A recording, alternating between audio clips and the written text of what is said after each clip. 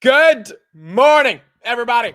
Welcome back to another episode of the Market Open. I know we are a couple of minutes late, but we are here and we are live. Thank you all for being here. We've got a pretty exciting morning in regards to what happened last night on the Futures show. We saw companies like Robinhood hit all-time highs at 118. We saw Bitcoin try to get back to all-time highs. They were at 121. It was not able to really crack 121.7. 123 is the all-time high on Bitcoin, but you did see some of that momentum. And then Ethereum did get to levels that we haven't seen in over a year at 4,300, which was very, very exciting. Now, in the pre-markets, that's taken a little bit of a breather, kind of a Sunday pump in the night and a Monday dump. Ethereum down from 43 to 41, and Bitcoin was at almost 122. Now it is at 119.5. Actually, it hit 122.3 yesterday, so it could not break 123, but still, you had some momentum. Robinhood right here, instead of 118, it's at 116.50. Palantir was at 188.50 last night. It's at 185. Tesla's actually having some fun. I think there's some headlines on Tesla. We'll talk about Tesla right here at 336.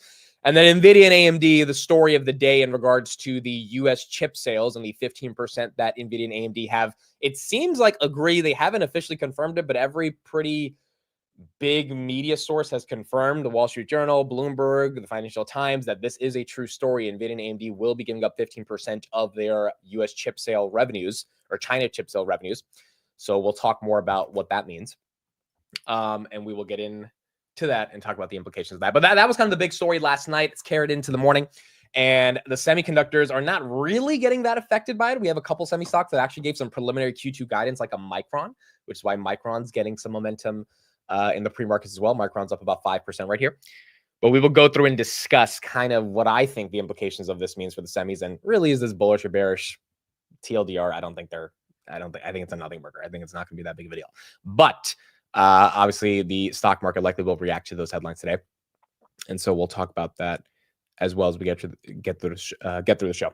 Good morning, everybody. Thank you for being here. Wick, Eduardo, what's up? What's up? Intelligent Computing, Marco, Chad, Swiggy, Juan, Blake, good morning. Thank you all for being here today. Gene, what's up? Chana, Marco, Rockefeller, BMNR is having a great day. BMNR, we got some new headlines on that this morning as well, and we'll talk about that. 5707, that is up 11%. That's up partly because of Ethereum, but also partly because BitMine now has bought more than 1 million Ethereum. So we're going to talk about that and go deeper into what they did. Jasmine, good morning. Jason, what's up? Manny, Lena, Ash, what's up? What's up? What's up? Thank you all for being here. It is Monday. We are starting off, I believe this is the fourth week of trading, or the second week of trading of April or August, but the fourth week of trading of, or fifth week of trading of Q3. So we're officially in Q3. And, we've been in Q3 for about 5 weeks now. And so Q3 so far has been pretty decent. Q2 earnings, we talked about it last week, were pretty damn good. Q3, if that can hold up, that's not going to be the worst thing in the world. And the most important thing this week is CPI. So we'll be talking a lot about the expectations of CPI as well as we get into it. All right, so let's get started. We got a lot of things to discuss. I think I want to get started off by playing a clip that I saw over the weekend that I think is also very important for people to kind of get an understanding of, because it kind of sets up the nature of this new market that we might be in. This is Mike Wilson. He was bearish most of 2023, kind of flipped in 2024. You heard Tom Lee make this argument about a month ago saying we're in a new bull market. Well, Mike Wilson of Morgan Stanley feels the same. Here's his argument for why we are in a new bull market and what that means for equities going into the latter half of the year. Matt, which is that we believe we've been in sort of a 3-year rolling recession, and that the end of that recession ended in April with the tariffs. That was the final capitulation. So we think that's a new bull market, right? We think the bear market ended in basically April. It was a pretty nasty one. There were several, along the way, and that was the final flush. And now we're in a new bull market, and capital markets activity is just another sign that analysis or that conclusion is probably correct. A new bull market. That seems like a pretty big statement. And what does that imply of what the road ahead looks like? I mean, you think about now through the end of the year, we've heard a lot of folks say that, okay, maybe we get a dip. Maybe we ultimately finish 2025 higher from these current levels, but expecting some volatility on that path. Yeah, but that's different. Volatility in a bull market or bear market is normal. I mean, you want to see some consolidation. I'll go back to 2020, that's probably when we were probably the most out of consensus bullish as we are today, like on earnings. So in the spring of 2020, we were very bullish out of consensus because of our earnings work, and our work's telling us the same thing. In 2020, it was a straight line up, right? Didn't really let anybody in until September, and then we had a consolidation for about 6 or 8 weeks where we had 2 8 10% drawdowns and we went sideways. But if you look at the chart, it's not even perceptible. Okay, so consolidation, volatility, correction, I hope we get some. That would be normal, as opposed to just sort of going straight up and going parabolic here. So I think that's normal. I expect it too. We've said that third quarter, we think this is the best chance we could have for some correction or moderation, if you will. But I want to be very clear, it's still early in the new bull market. So you want to be buying these dips. Well, and there is some frothiness, right? It sort of feels like silly season when you look at how much Mark Zuckerberg is paying people to come on to his super intelligence unit, right? $100 million bonuses.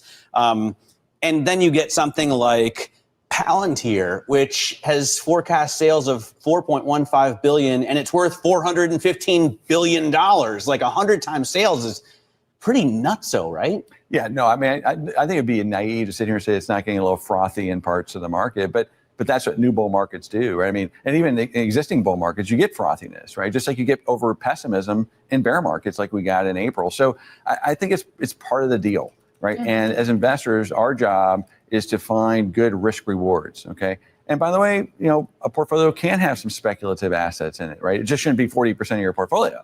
But right now, I'd say the risk reward still looks pretty good where the revisions are positive, things like industrials, things like financials, parts of the technology sector. These are areas that are continuing to show positive earnings revision breadth, and there's definitely still value in some of these pockets. So we were talking about froth. Remember, we had meme mania reignite just a couple of weeks ago, which definitely was a sight to behold. When it comes to this new bull market that we're in, what do you need to cooperate? I go to the bond market, for example. I see 10-year yields at 4.23%. We had been hanging out around 4.5%. It seems like we've reset a little bit lower here. Are these the levels broadly that you need long end yields to stay in for this bull market to really flourish? Yeah, 450 has been the level we've been talking about for several years. When you get above 450, equity multiples don't particularly like that. So 423, it seems like we're in a fine zone. I think to continue the bull market, you need the things you need, the ingredients you need is positive rate of change on growth. Okay, we have that from an earnings standpoint. And you have policy that isn't inhibitive, right? Or inhibiting that growth. So both fiscal and monetary policy looks like it's okay. And it appears as if the Fed, maybe they're not going to cut in the short term, but all signs point to the next move will be a cut. So you have supportive policy, you have positive rate of change, you have good flow dynamics. I mean, those are all the ingredients you need. So, I mean, speaking of the 10-year, by the way, 4.271. I haven't seen 4.27, I think, in a while. I mean, it's been hovering around 4.5 for a minute. So, yes, he's right. Equity prices don't like, or equity multiples, I guess, don't like a 10-year that's above 4.5. We're at 4.2. And the reason we're at 4.2 is likely because the market knows the Fed is going to cut in September. It would be unimaginable for the Fed to not cut. There is a basically 90% chance that they would cut in September. If they don't cut, I think a lot of people are going to be asking a lot of questions, especially based on the labor market report that we got. Now, CPI, which we'll talk about in a second, could be one of the reasons why we might not cut, even though the projections that I've seen today don't make it feel that likely. But it seems if the Fed cuts and yields continue to come down, that obviously is a tailwind for equities as long as the labor market doesn't meaningfully get hit. And, that's, I think, the one thing that we all need to watch out for. Now, in terms of what Mike Wilson said about earnings growth, again, we shared this last week, but 83% of companies have beat by an average of 7.1%. We have a few earnings this week. Today, after the bell, actually, we do have some interesting companies. ASTS, that'll be one. Oklo, that'll be one. Archer, AMC, and Big Bear AI. So these are some heavy names in the retail space. We'll talk about them after the close and go through their earnings. But so far, again, earnings have been pretty strong. And when Mike Wilson's talking about it's the beginning of a new bull market, it's almost exactly the argument that Tom Lee had a couple weeks ago.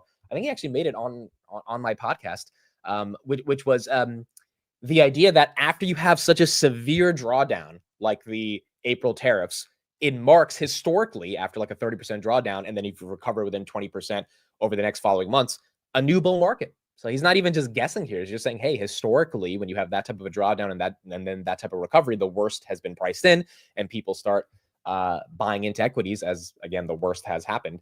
and you tend to move forward. That doesn't mean you don't get dips and pullbacks and things of that nature, but it also means you're probably not in a bear market. And I think that's one of the exciting elements of what we're seeing inside of the market right now. So as a result, I mean, I kind of agree. It feels like we're in a new bull market. I've had my arguments. I talked about last night on the Future Show. There's more corporate buybacks. Crypto regulations are opening up. Self-driving robotics are just beginning. You got earnings growth that's obviously been phenomenal. AI is a tailwind across every industry, is only heating up. I mean, you put all those things together. Are you really selling Nvidia because inflation's a bit higher than expected? Probably not. Probably not. And if you're not, then I think it's not going to be, the worst thing in the world for the equity markets. Bsoft, thank you for the $5 super chat. Don't work in finance, but I just passed the SIE exam. Large part due to this channel. It was fun to study and test knowledge. Thanks, Amit. Bsoft, congrats, man. That is awesome for you. Thank you for being part of the channel, being part of the community. For those that don't know, Bsoft is heavy into Tesla. I met Bsoft at the New York meetup, which was super exciting. I'm looking forward to meeting a lot of you guys at the Miami meetup. But congrats, man. The fact that you don't work in finance and you passed that exam is pretty cool. The SIE exam, for those that don't know, is the Securities Industry Essentials exam. It does take a lot of prep to get ready for that exam. So yeah, man, shout out to you and congrats on passing the exam. Now, BitMine, let's talk about that. Tom Lee loaded up, folks. He loaded up once again this morning. It was announced that BitMine now exceeds 1.1 million worth of Ethereum. This was 830,000 last week. So they've obviously ramped up the amount of Ethereum they're buying. Worth 4.96 billion, basically 5 billion. BitMine is now the 25th most liquid US stock. That is crazy. Trading 2.2 billion in volume daily, up from 42nd last week. And the interesting thing about this is, I don't know if they had to dilute to buy this Ethereum or if they had the money on the balance sheet ready to buy it already. Because SBET, on the contrary, did do some dilution last week. And I believe this morning they put out a new press release and they said, hey, we have 600,000 Ethereum, 2.5 billion. We have 200 million in cash yet to be deployed. We raised 400 million in a direct offering from 5 institutions, which closes on August 12th. And we raised almost 900 million in the prior week. And that's why SBET took a little bit of a dip last week. This morning in the pre-markets, SBET is up about 2%. But BitMine, I think they had this cash on the balance sheet, which allowed them to buy this extra 200,000 Ethereum that they went after, which is why as Ethereum is up, BitMine is not really being weighed down from a stock price perspective via dilution, because it seems like they have the money and they just executed the trade, which is not too bad. Yeah, BitMine has deep pockets. They don't need to do a public offering. Now, again, they've already filed for a mixed shelf offering, so they could do an offering if they needed to. It's already like legally inside of all their files. All they have to do is press the button. But they haven't yet, and I think that's a good thing because that means the stock doesn't have the dilutive pressures weighing on it. Now, eventually, if they want to buy more Ethereum, they're probably going to have to do it in the future. But, I mean, they have 1.15 million ETH. The competitor SBET is only at 600,000. So they have a healthy lead. I mean, if anyone's looking to get real Ethereum leverage exposure, you can have a variety of strategies, but BitMine does have the most Ethereum on the balance sheet. And so that's exciting. That's exciting. And I think that's why this one is getting some momentum. Every other type of Ethereum treasury is going to have to raise money. And you got to ask yourself, it's kind of like the Bitcoin treasury is like, what makes them different from MicroStrategy? Well, the big thing that makes them different, which is not that good of a reason, they don't have as much Bitcoin as MicroStrategy. And I think if Tom Lee ends up creating the MSTR of Ethereum and no other treasury has as much Ethereum as him, a lot of the inflows will just go to BMNR. I mean, the fact that this is the 25th most liquid US stock in the entire market, this also goes to Tom Lee's point. The fact that an Ethereum treasury could become the 25th most important stock in the market through in the sense of liquidity means that there's not enough public companies that are out there for people to trade. I mean, like Ethereum treasury shouldn't be the 25th most liquid stock. There should be massive companies that have real cash flows and stuff that everyone's excited to trade, but there's just not enough, which is why a Figma or a Circle gets such a big premium, because when these companies finally come public, there's so much demand for their offerings. And so, yeah, if Ethereum does have a massive dip, I would imagine Tom Lee would dilute because BitMine would go down at that point and they'd buy the dip. But Ethereum's holding strong at 4,100. I mean, holding strong at least at 4,000 over the past couple of days. And hopefully that one can continue to hold on to some momentum. So Peter Thiel's IPO will happen this week. I am not requesting shares for this, but I hope it does well. BLSH, it is a cryptocurrency exchange. The IPO will be valued at 4.5 billion. Shares are priced at 32 to 33. 32 to 33. So yeah, I'm not in this one. I'm excited to see how it plays out. I really don't know much about the company at all, and I've never heard of them really as a cryptocurrency exchange, but Peter Thiel's name is attached to it. So, you're going to have a lot of buyers. And again, there's not that many IPOs. So I would imagine people would bid that up as well. All right, cool. So that's what we got on some of these crypto plays. Real quick on CPI. So these are the projections for this Tuesday. Is it Tuesday? I think we get CPI. Let me confirm. Is it Tuesday or Wednesday? But the average you can see right there is 2.8%. And that's obviously up year over year. It is going to be Tuesday. Yeah, tomorrow. Okay, tomorrow. Okay, so we'll look at it tomorrow. So all these banks are saying 2.8% of the headline. The median forecast is 0.24% month over month. Year over year, 2.8. I think that would be a bit higher than what it was last month, which came in at 2.7. So again, if it does go higher than 2.7, okay, it is what it is. You got a little bit more inflation. If it's at like 3%, I think that's a bit aggressive, so we don't want to go that far. And if it's below, then that would be nice. But look, I think CPI is largely becoming irrelevant in the context of what's going on with earnings growth. If CPI becomes way too dramatic to the upside or to the downside, then it can have a big impact. But over the past couple of CPIs, we haven't really seen a meaningful impact. Like the market has just kind of shrugged it off and they've not really cared. I don't think this is going to affect rate cuts unless we come in at like 3.1, 3.2, because we do have a labor market that's struggling. Obviously, there could be some stagflationary concerns, but given all the growth we're seeing in earnings, it's hard to imagine that there's going to be that much of an impact on growth. Now, this is also one of the months where tariffs went into effect, not at the most aggressive level that they could have gone into effect, but they did go into effect. So if there is a elevated level of CPI, we're going to hear from the retailers in 2 weeks. So we have not really heard from the Walmart, the Target, the Lowe's, etc., on the impacts of tariffs yet. We've had certain companies here and there talk about them. And one could argue they've used them kind of as an excuse, which maybe it's a real excuse. But when Walmart, Target, and Lowe's and Home Depot really say, hey, the tariffs are hurting our business, then we'll have a better picture. But we haven't heard that yet. And so if the CPI is not reflective of this massive price increase across the board because of tariffs that these companies can't deal with, then maybe the street overlooks it as well. And it won't be the worst thing in the world. Now, Micron, why is Micron green? Well, they came out with some preliminary guidance. Micron right here has been having kind of a crappy month. I mean, it had a great year. It was up 40%. They had a great earnings, and then the stock fell after earnings. And then the other reason it fell is because Goldman downgraded the entire sector because they said that memory storage there's too much supply, not enough demand. Well, Micron raised their Q4 outlook. Now, they're now expecting revenue of about $11.2 billion versus $10.7 billion.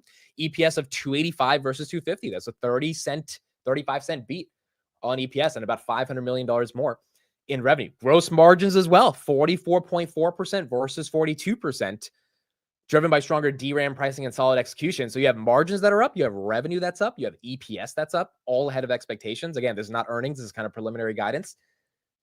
Market likes it. The market likes it. And I think that's why Micron is getting some love. So this is a stock that is just weird that it got sold off over the past 3 months. Like, as you can see right here, from like 150-ish down to the 120s. At one point, it got down to, well, in April, it got down to 62, but it got to 107 August 4th. And so hopefully this one continues to maintain some of its momentum. But that one got hit. Nvidia right here, 181. We'll talk about Nvidia and AMD in a second. And the new China 15% laws. C3 AI, this company, late Friday night, it's down 33%. And the reason it's down 33% is because, like Micron, they came out with preliminary guidance as well.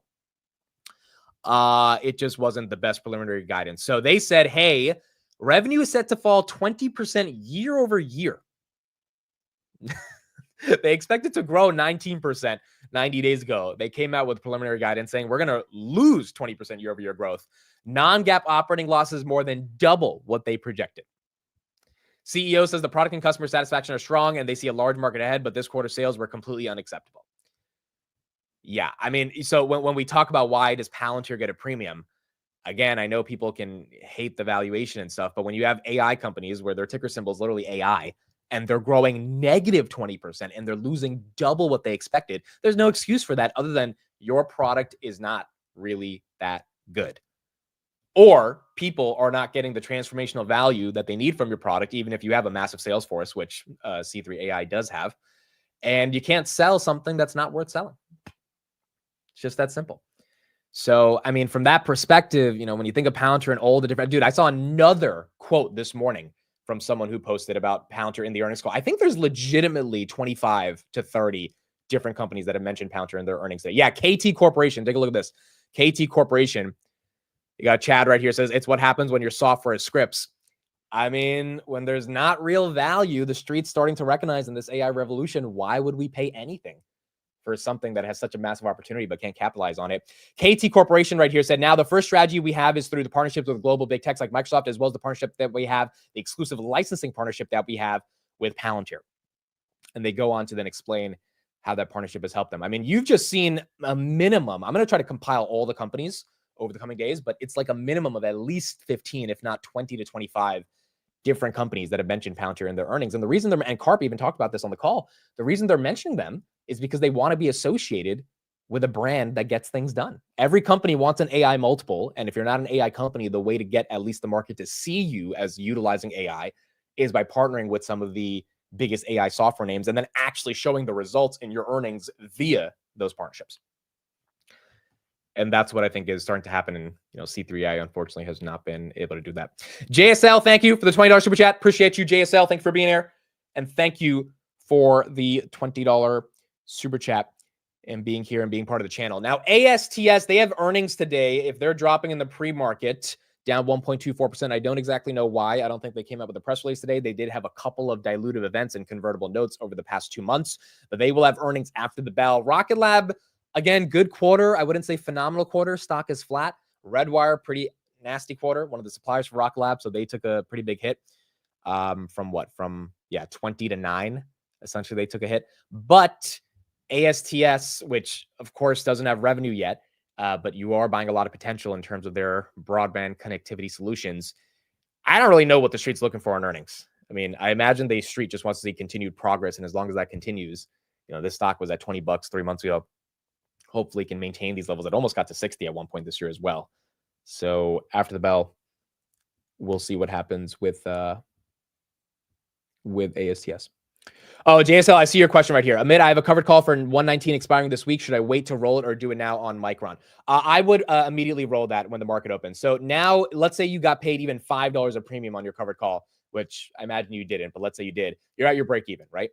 119 plus 5, you're at 124.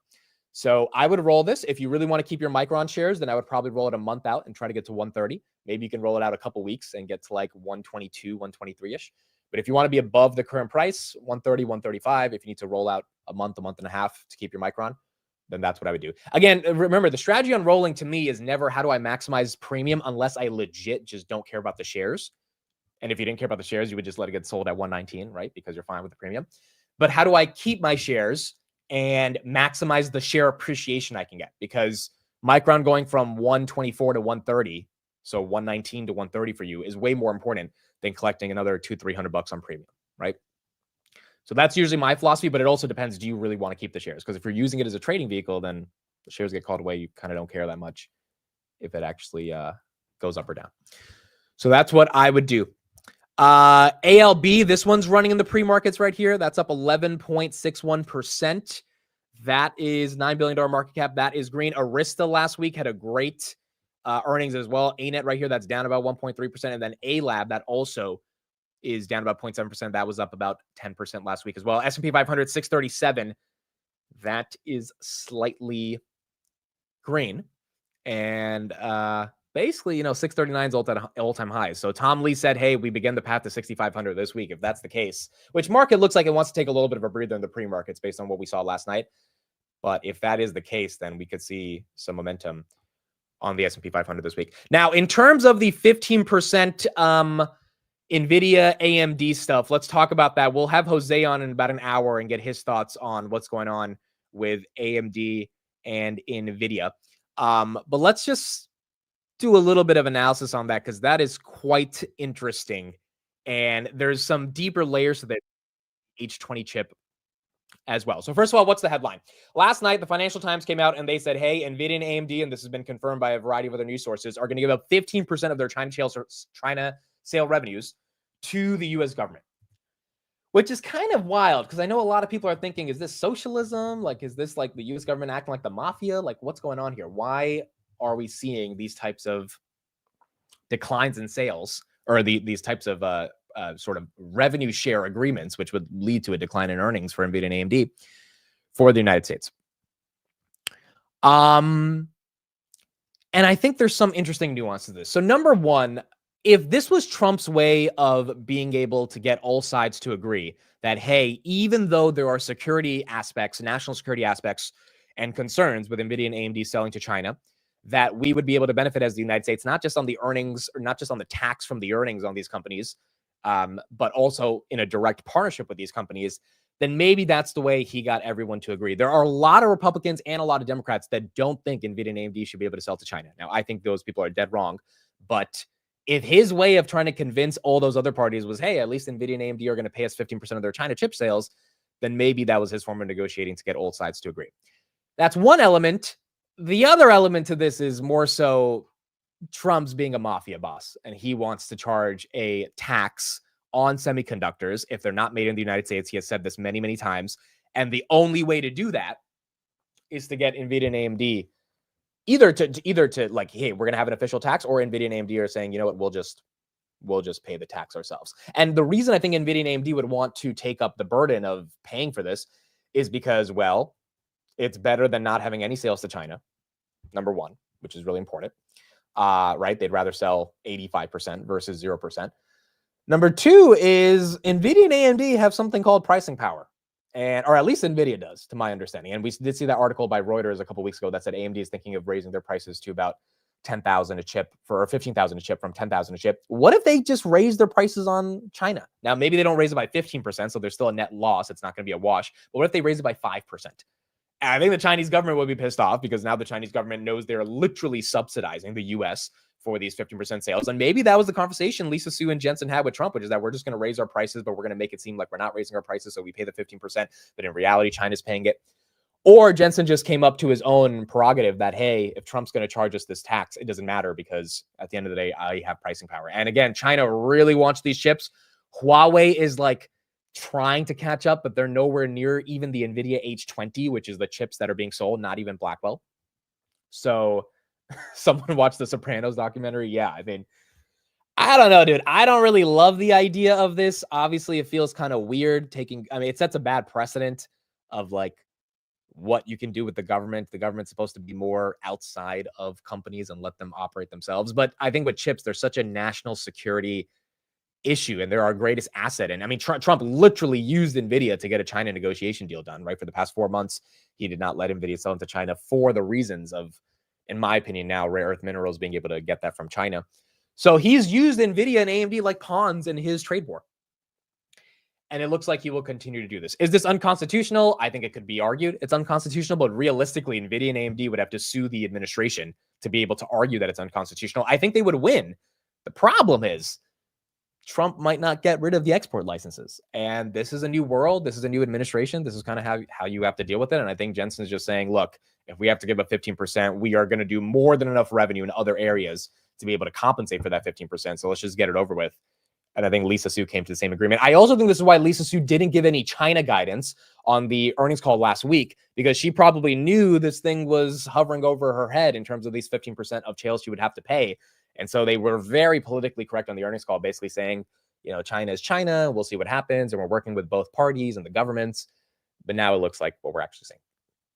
So it feels like a semiconductor tariff that Nvidia and AMD themselves have decided to pay without them pushing back on the demand that they would get if Trump were to institute a broad scale semiconductor tariff. Now, the nuance to this as well is that Chinese state media is arguing that the H20 is a security risk inside of the country due to a variety of reasons, one of those being about energy. So let's get an update from China and see what NVIDIA's response was to that this morning as well. Government, a 15% share of the revenue from certain chips sold in China in exchange for access to that critical market. Now, this news follows separate pushback from NVIDIA over ongoing claims in China that its H20 AI chips pose a national security risk for Beijing. Eunice Yoon joins us now from Beijing this morning with the latest. What are you hearing? Well, Andrew, Beijing has been messaging that the H20, which is a chip that China has had wanted, is potentially bad for the country. In a series of posts, the state media, social media account linked to state TV has been arguing that China should not buy this chip. Yuyan Tentian called the H20 far from safe for China. It says that Nvidia needs to substantiate its claims that it has no so-called backdoors. It alleges that installing backdoors is a condition by the U.S. government to easing its export curbs and allowing Nvidia to sell to China. Now, the export of the H20 to China has been restricted on national security grounds, and only recently the Trump administration had reversed that stance. Reports now, though, emerge that as part of that reversal, Nvidia and AMD have agreed to pay the U.S. a 15% cut of revenues for China AI chip sales. Now, that allegedly involves NVIDIA's H20 as well as AMD's MI308 chip. In addition, the FT has been reporting that China has been pressing for the relaxation of export controls around another advanced high bandwidth memory chip as part of the discussions for the tariff pause extension. NVIDIA issued a couple of statements, one saying that NVIDIA does not have backdoors in our chips that would give anyone a remote way to access or control them.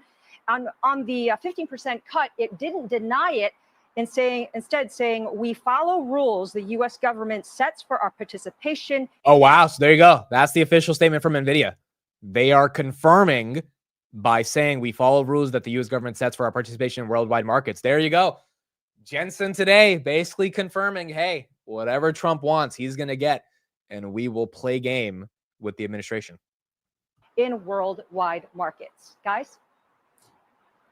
Eunice, do you think people on the ground say that? I mean, one of the questions here this morning in New York, in the U.S., is, is President Trump being effectively bribing them? Is this some kind of extortion thing? We have obviously big questions about industrial policy. These are things that obviously don't exist in China because there is an industrial policy. But what is the impression there on the ground? What is the discussion around it? Is that what you said? Sorry, my audio just cut out. What I was suggesting is here in the U.S., the question this morning is, is Trump effectively extorting Nvidia and AMD to sell these products into China, and in fact that they are a national security threat, and somehow because the U.S. government is getting paid off for this. I mean, this is the worst version of the sort of analysis. When I say worst version of the analysis, the most what would you describe it as? Just the most critical version of the analysis. The most Sorkin-like. Not the most Sorkin-like. My question to you, Eunice, is what is the analysis on the ground there of this? She's laughing. Well, the analysis here is this a national security risk or is it not?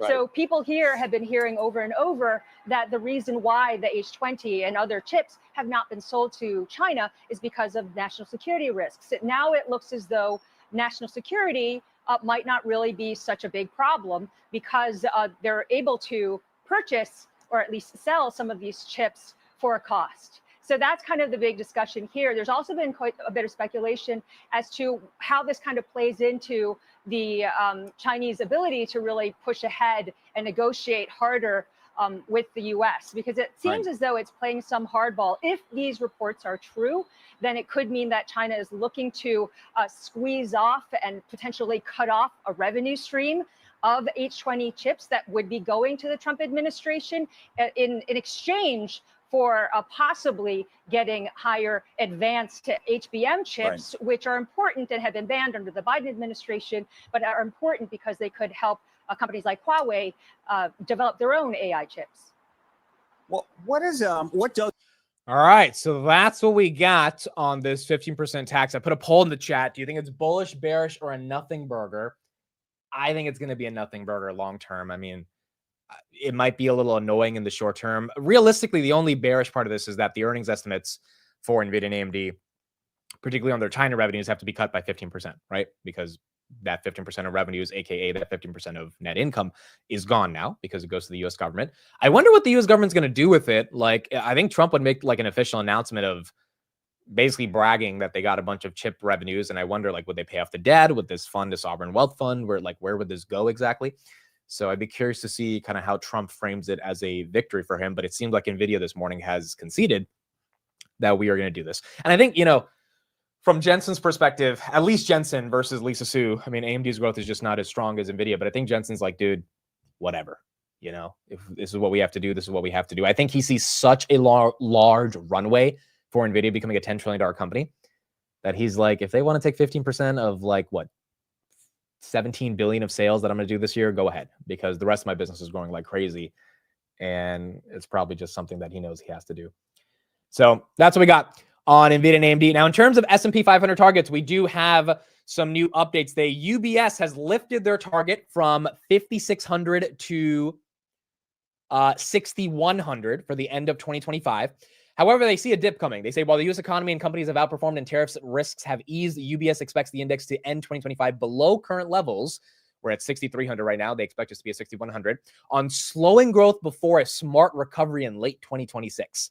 So they think the S&P 500 ends 200 points lower, and then we'll have a recovery in 2026. They have a $6,800 target for 2026. Citi came out today and lifted their target from 6,300 to 6,600, citing tax benefits from the One Big Beautiful Bill that could offset tariff impacts. Their earnings forecast rose to 272 for 2025 and 308 for 2026, up from 261 and 295. So you have different strategists looking at different layers of where they could get some momentum. Citi looking at the tax benefits, UBS looking at the tariff prices probably causing a dip in demand, which would lead to a dip in earnings, but they see recovery in 2026. And then you have Tom Lee saying, hey, 7,000 by the end of the year is not that crazy. Wherever the S&P goes up or down, Michael Saylor does not care about it because Michael Saylor has bought another 155 Bitcoin this morning, 18 million bucks, 116,000 per Bitcoin is what he spent. So MicroStrategy now has almost 630,000 Bitcoin. MicroStrategy stock was actually up last night. I think it's down a little bit in the pre-markets, but no, it's up here. It's up 2.2%, 404.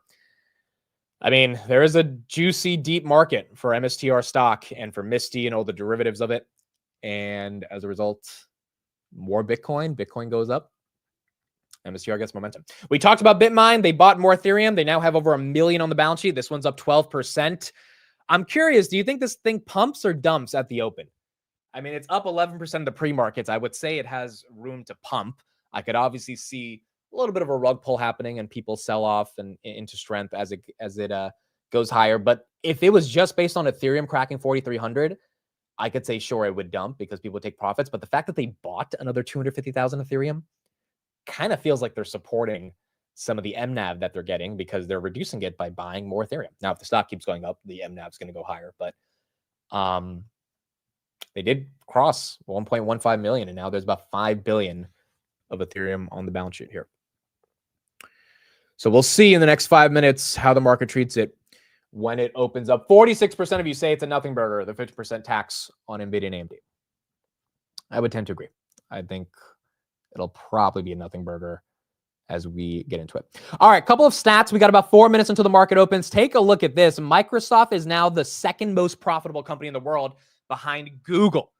Google, which has not been getting a multiple compared to Microsoft, although Google has gotten above 200, which is nice. Google makes 116 billion per year. Microsoft makes 102 billion in profit. Apple's at 99 billion. By the way, Apple joined the party last week as the stock had the best day since May. It's at 228 right here. It broke 230 on Friday. Would be very nice to see Apple continue its momentum. It's good for the S&P, good for the NASDAQ. But you got Microsoft being the second most valuable company in terms of profits behind Google. I was researching Microsoft over the weekend, just trying to get a little bit more of an understanding of the history of the company. And one thing I found out about Microsoft, a really fun fact to understand, Bill Gates was CEO from 1986 to 2000, 14 years. The stock went up 68,000% while he was the CEO from 1986 to 2000. That's when you had Windows Vista and XP and Windows 95, right? All of these core basic elements of software that Microsoft was introducing to the world.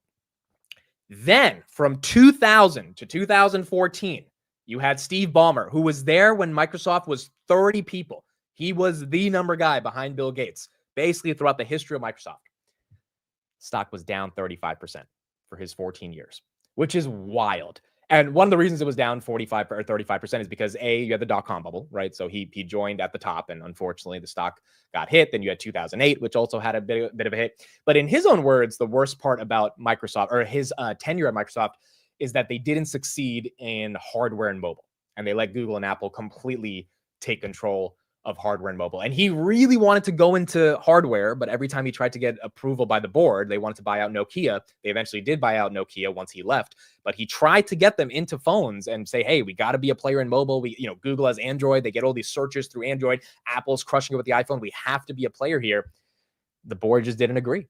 And unfortunately, that was how Microsoft really missed out on that decade of mobile becoming a thing. Now, Microsoft did succeed in cloud. Obviously, cloud, they have the best cloud offering in the world, but Satya took over back in 2014, and the stock has gone up 10x since Satya has took over, which has been very good. But those 14 years, you had nothing of movement on the stock, even though the company was growing dramatically. I mean, I think they 10x the revenues, but the stock just didn't really get a move because they weren't perceived as a major player in the spaces that mattered.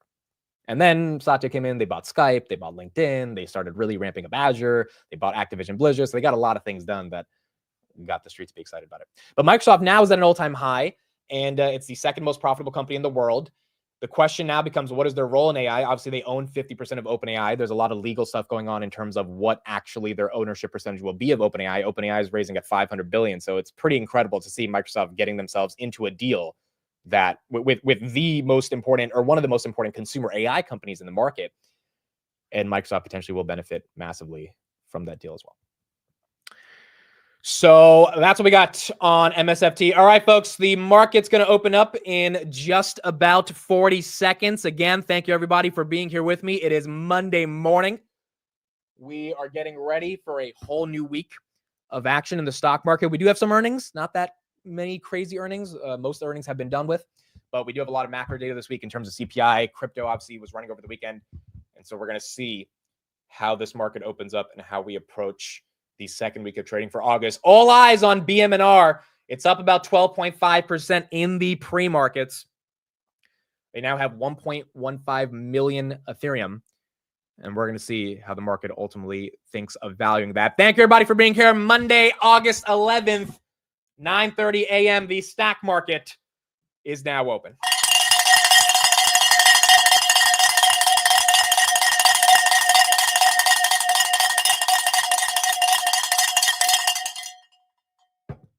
All right, wake your ass up. Here we go. Bitmine 5860. That's up 14%. 14% on the day. That's getting a lot of momentum now, 11%. So it's getting super volatile. Lost 3% within 5 seconds of me saying it was up 14%. Now it's up 10%. So we're going to see how this one turns out. But 57.45 is what you've got on Bitmine. Apple is red by 1%. Google is red by 0.5%. SoundHound, this bad boy was up 30% on Friday. It's up another 5% today. Congrats to those in SoundHound getting some love. Palantir right here is flat. Nope, Palantir is green, 187 on Palantir. Nvidia, that starts to go green. It was at 180, 150. Now it's at 182. Street's kind of not caring that much about the 15% on China. I think the one bullish argument is the street's like, hey, now China is confirmed. We don't have to worry about them maybe not selling to China or them having to deal with more export controls. It is confirmed. They just have to give up 15% of every dollar, which it is what it is. So maybe that is the bullish argument for Nvidia and AMD. AMD right here down about 1.2, Nvidia down 0.13. Robinhood 115.85, so that's up 1%, down from where it was yesterday in the overnight markets, but still green. 116 now on Hoodie. The Qs, that's up a little bit, 574. Bitcoin 119, Ethereum 197. S&P 637, that's also green in the pre as the market opens. Bitmine right here 58, that's up 14%. So that one kind of ranging between 56 and 58, but you do have some green. Grab, is that one making a move or is that one tanking? Grab is tanking, down 2%. I think they're going to keep this bad boy stuck here until we get earnings or we get some understanding of what we're going to do with their cash. But this one, again, is stuck. 480, that one's down. Rocket Lab, that's down 1.14. Duolingo, that's down another 1%. MSTR, is that moving? MSTR is moving, 407. That is green. Tesla, so I don't even know why Tesla's green this morning. I don't know if Elon said something. I didn't see him say anything, but wow, 340. Look at that. Do you guys know why Tesla's green? I mean, I know Elon said over the weekend FSD is coming soon, or FSD 14 is coming soon, but he also said that on Thursday last week. So unless there's some headline I'm missing, but there you go. Tesla green. Tesla 3. Oh, I mean, Tesla, they officially launched their showroom in India. You could say that. That could be maybe a reason. But I feel like there's something else going on with Tesla. Tesla right here, 341 now. Wow. Dude, we haven't seen Tesla 340 in a while. Last time we saw it was right before earnings, and it barely touched 340 on earnings, so not too bad. UNH getting some love, 257. UNH up 3%. Energy, oh yeah, there is an energy deal in the UK. No, that is true. The Telegraph did report that. I'll pull that up in a second. That is true. Tesla is looking to expand their energy offerings inside of the United Kingdom. That could be a reason. The headline is Tesla's reportedly preparing to enter Britain's energy market in the coming months with plans to launch a household electricity supplier. The company's applied for a license that would allow it to take on the likes of British Gas by selling power to households. It suggests Tesla could be providing electricity as soon as next year in major expansion of its energy ambitions in the UK. So there you go. UNH right there, 256, Tesla 340. That could be the headline. That could be helping Tessie. Is SoFi red? SoFi 2181. SoFi's red. Down 1.3. SoFi is red. Robinhood as well. 115. 114.99. Still green on the day, but 115. Now, UNH is one of the top stocks. It is the top stock that has been bought on 13Fs and 13Gs based on 20% of the filings coming out. We should get all the filings by the end of this week, August 15th. But so far, out of the filings we have, UNH is the number one bought stock. Google's actually number 2. So it seems like the big guys are buying up UNH. And that could also be leading to some momentum. Rocket Lab, wow, down. Oh boy, Rocket Lab's $1.72 away from going below 40 for the first time in about 2 months. That would make it see the 30s. If we see that, that one's down 7%. I don't know if there's a headline on Rocket Lab to get it hit that bad. Oscar is green. Oscar's trying to go to 16 right here. Oklo, I think, is dumping a little bit. Oklo is dumping again. Oklo, it was at $6 in January. It's at 72. So I don't think anyone can complain too much, but that one's down about 3%. So that one's getting hit. And then Palantir, are we green or red? We are red on Palantir. 1.7%. Again, Palantir had an incredible move since earnings. I really don't think anyone should complain if we give some of that back. That's just natural. That's what happens when you have a big move. So if we do have a continued move to the downside, it is what it is. If this pauses and we keep going up, then it is what it is. But yeah, Palantir has already had a massive move since earnings, and you just can't get too greedy when you have that big of a move on earnings. Tesla really getting some momentum right here now. Tesla 340 and Micron, again, Micron, they gave preliminary guidance. They raised gross margins, revenue, and EPS forecast. That's up 5.5%. That's up 5.5%. ABCL. Oh, by the way, I talked to Arnie over the weekend on ABCL. And I talked to him after Palantir Weekly. We are going to do a deep dive on it eventually. But he wanted me to tell all of you guys, stop caring about the earnings and the revenue and the EPS. This is not one of those companies. He said this is literally a very long hold and you have to buy into the thesis. So he is a little annoyed and worried that people are caring too much about it because the stock has run and they're not letting it have the time that's required for a thesis to play out. But for anyone who's in ABCL, again, this is very important to understand. It's a biotech. Anything could happen up or down. So caring about the minutia moves is not really caring about the thesis. And there's plenty of other stocks where you can care about the minutia moves because they have actually earnings to justify going up or down. But ABCL is just not one of those stocks. So stop caring his loser talk. No, I think his broader argument is, hey, people are getting way too excited for something that he knows is going to take time and is not going to go up 10x in a day just because they have a good earnings, because their earnings are irrelevant. So he did want me to tell everybody, just chill out on the EPS and revenue estimates because people care way too much about it. And he's like, I don't even care about the EPS and revenue because it doesn't matter. We know it doesn't matter if you care about the actual long-term thesis on this. Tesla right here, 340, that's up 3%.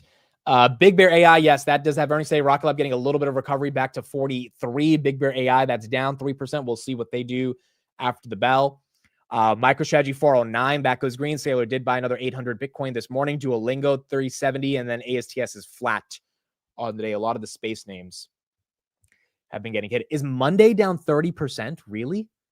Oh my goodness, Monday's down 30%. Holy crap. C3 AI is also down 30%. Monday is actually a $10 billion company, much larger than C3 AI. Were their earnings that bad? Monday is a project management software. You might have seen their ads on YouTube before, monday.com.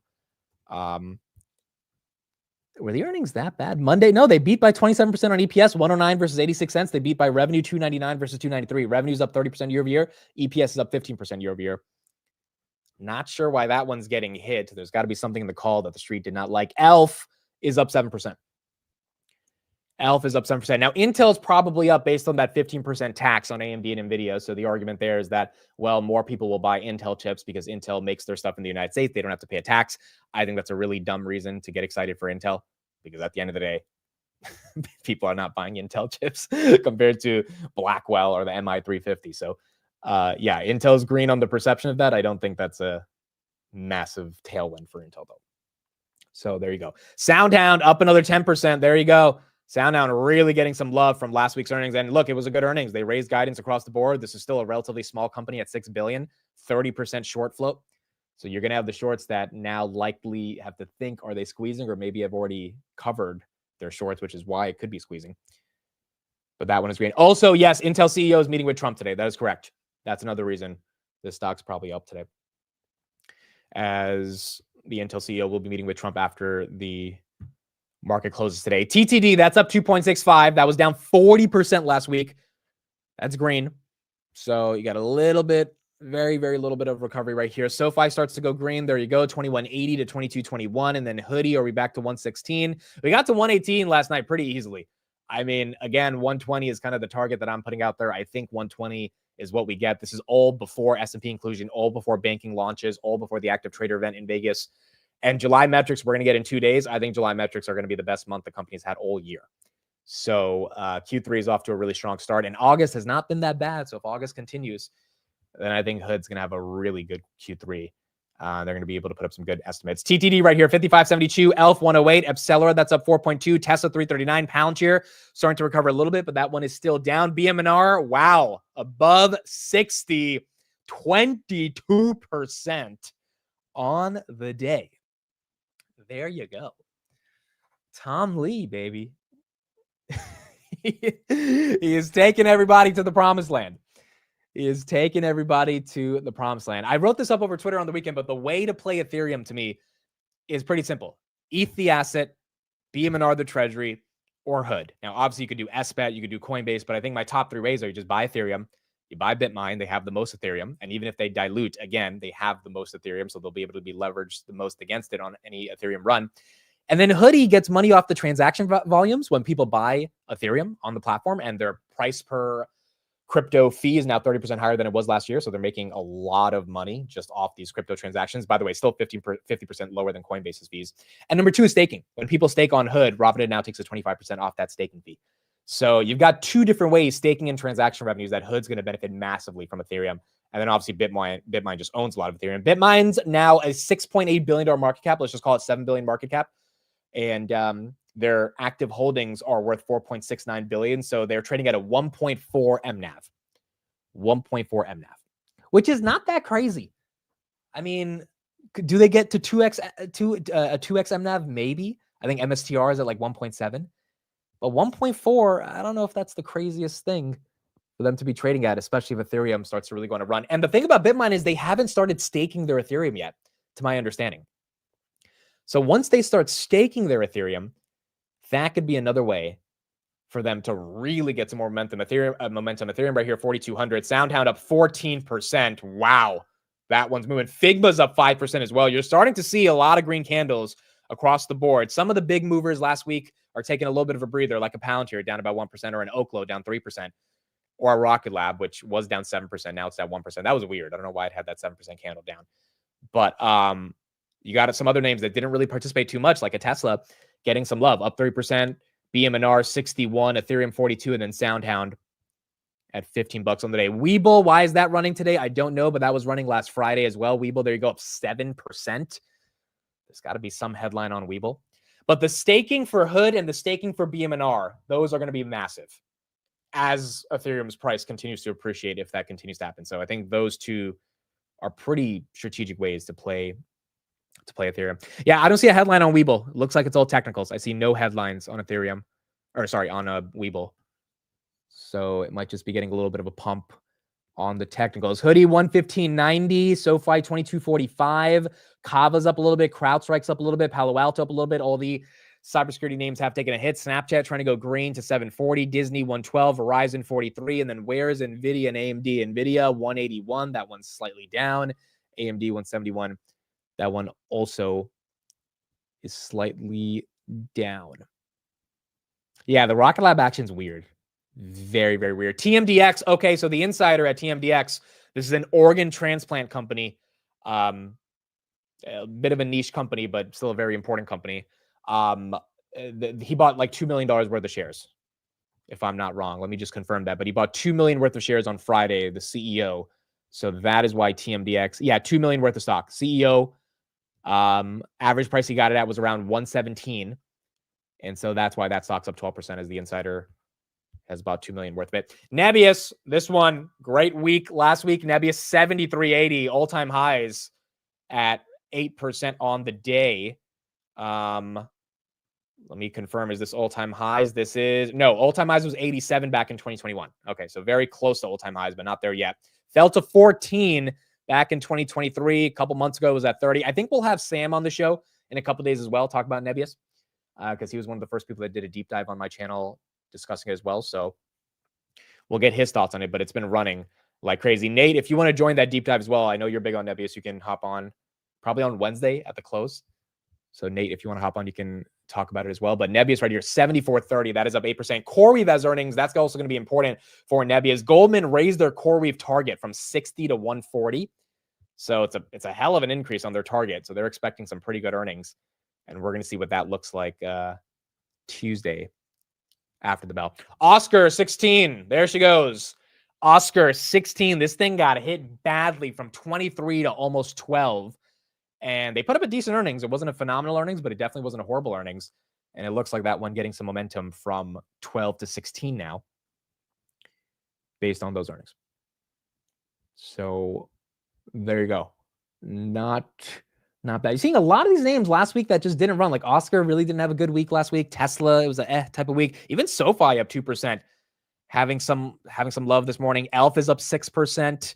They already had their earnings. Intel's up 5%. After the bell, we'll see what Big Bear AI and ASTS can report. Duolingo, that one still flat. And then Apple right here, 226.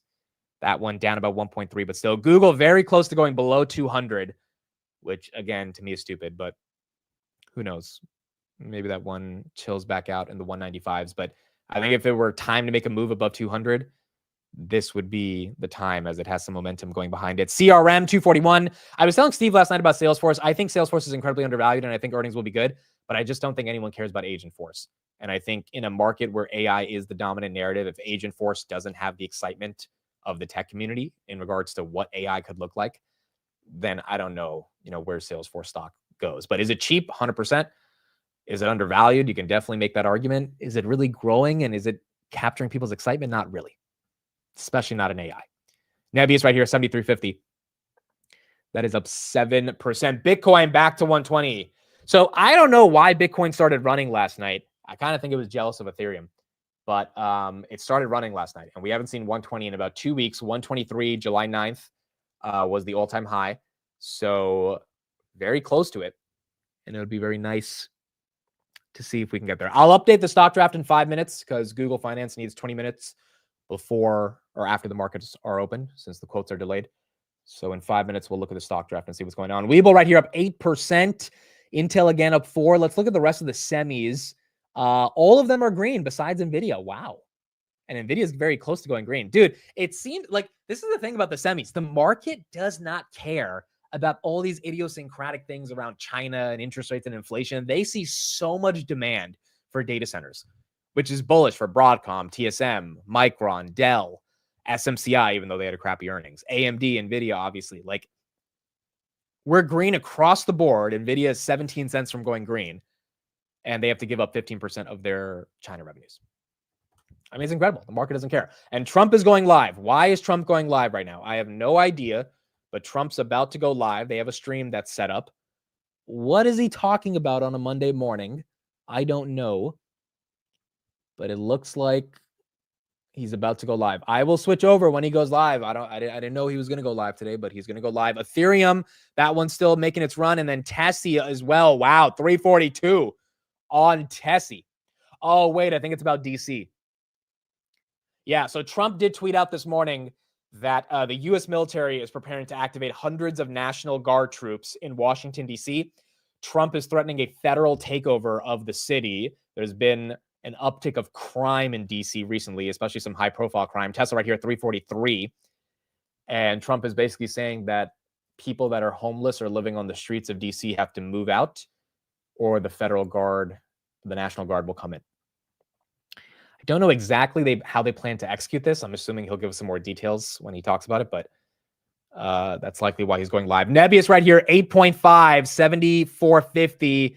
Hoodie just below 116. Bitmine, wow, 64.80. She's going to 65. Let me check resistance. She wants to go to 65. This one is running. This one is running 64.77. Again, Tom Lee wants to get to 5% of all Ethereum. So he has to buy a lot more to get there. 65 resistance is 10,000 shares. 10,000 shares. That one's moving. That one's moving. Materials Corporation, that one as well, getting a little bit of a move. I think they raised some money this morning, if I'm not wrong. Or they got a strategic investor again. That's up 10%. They, I'll try to find the exact thing. They got their first direct loan from the Office of Strategic Capital via the DoD. 150 million. 150 million. So that right there is probably why the stock is up. And again, the goal of that money is to use it to continue to mine rare earth minerals. AMD 173, Nvidia goes green. Nvidia goes green. Even after the China headline, Nvidia goes green. That's up 183. And Ethereum very close to 4,300. That's probably why BMNR is running as well. Very close to 4,300. Action Clips, thank you for the $5 super chat. Thanks for the great info every day, Amit. How much do you think BMNR will drop if they dilute shares? Honestly, I don't know. It depends on how much they would dilute by and at what price they dilute at. So we saw this thing go from 45 to 29 based on one of their dilutions. I think it was a week and a half ago. I mean, could that happen again? What's it, 65? Could it go from 65 to 40? I mean, yeah, it could. Like, we just have to be honest. It could. It could also go to 55. It could also maybe not even have that much of an impact because there's so much demand for the shares that people just buy up the float. So I don't know. But what I do know, and I think I've been saying this since BMNR went public, if you buy this asset, you have to be okay with Tom Lee diluting because you have to trust that he's right on Ethereum and that if he buys more Ethereum, just like MicroStrategy was right on Bitcoin and Saylor was right that if I dilute and I buy more Bitcoin, the shares are less valuable. The Bitcoin is more valuable. Bitcoin goes up at a premium against the shares. The shares then get a premium against Bitcoin. Everyone's happy. That is what he's trying to do with a BMNR and in the context of Ethereum. So you just kind of have to trust that he'll figure it out. But that means your entry price might not be the best, right? And you just have to get ready to DCA if that plays out. Ethereum right here, $17 away from 3,000 or from 4,300. We are well above 3,000. Webull 16, Nvidia 182.80, AMD 173.50, trying to go for 174. Palantir is red on the day, but not that much, down by about 1%. United Health's up 2.2, and then Rocket Lab goes green, up 1.3. Up 1.3 on the day. SoFi going for 23. Let me check resistance on that one. SoFi, we haven't seen 23 since the dilution. Tanner put out a video last night on SoFi. He is getting even more bullish based on the earnings, and he kind of like went deeper into the earnings, and he thinks this stock really can't break out. He is buying more at these levels. 23 resistance, 57,000 shares. 57,000 shares on SoFi. ASML, that one also up a little bit as well. That one still got hit from earnings, but at least it's not below 700 like it was last week. Bitmine 63.50, Tessie 342. And then you got the S&P right here at 637. Yeah, Hood's fighting with 115. I think the thing about Hood is it's obviously a very strong proxy towards crypto, and the market has recognized that. But you do have some people that are taking profits here, inevitably, right? If you have that big of a run. So I think that's fair. It's not that big of a deal. People taking some profits right here, but 115, we are above the 110s, which are we're above the 100s. We were stuck in the 100s for like almost 3 weeks. And so it's nice to be at this 115 level, and hopefully that consolidates and gets us ready for the 120s, which I think Hood should get to, just given those earnings. Oscar right here, 1596. Nebius, wow, 7591. That one's going for 76. That would be 52-week highs. Rocket Lab did a reverse. And that one's trying to go there. Amit, what does it mean when there is a sell wall? From my understanding, when there's a sell wall, that means, so at 23, there are people that have already put an order in to sell their shares at 23 for SoFi, right? So 58,000 shares, which is not the total amount of shares. That's just Robinhood's way of showing level 2 data. There's probably more stuff on the dark pool and things of that nature, but it's the most accurate way we can at least see how many shares are waiting to be sold. There's 53,000. It could be one guy with 53,000 shares or like 10 people with 5,000 shares that have put up those shares to be sold at a limit sell at 23, because maybe they bought it at 18 and they're happy to make $5 a share, right? So, and usually it's not, again, it's not that 53. There's probably a little bit less than that or a little bit more than that. But based on the level 2 data, Robinhood sources this from the NASDAQ. So, it tries to be as accurate as possible. It gives you a hunch of how many shares really have to be bought to get to the next level. And so it doesn't really have to do with options. It has to do more so with the amount of shares that are waiting to be sold there. Yeah, limit orders stacked at a given price. Orders can be added, removed though, so sometimes it can be ephemeral. Yes.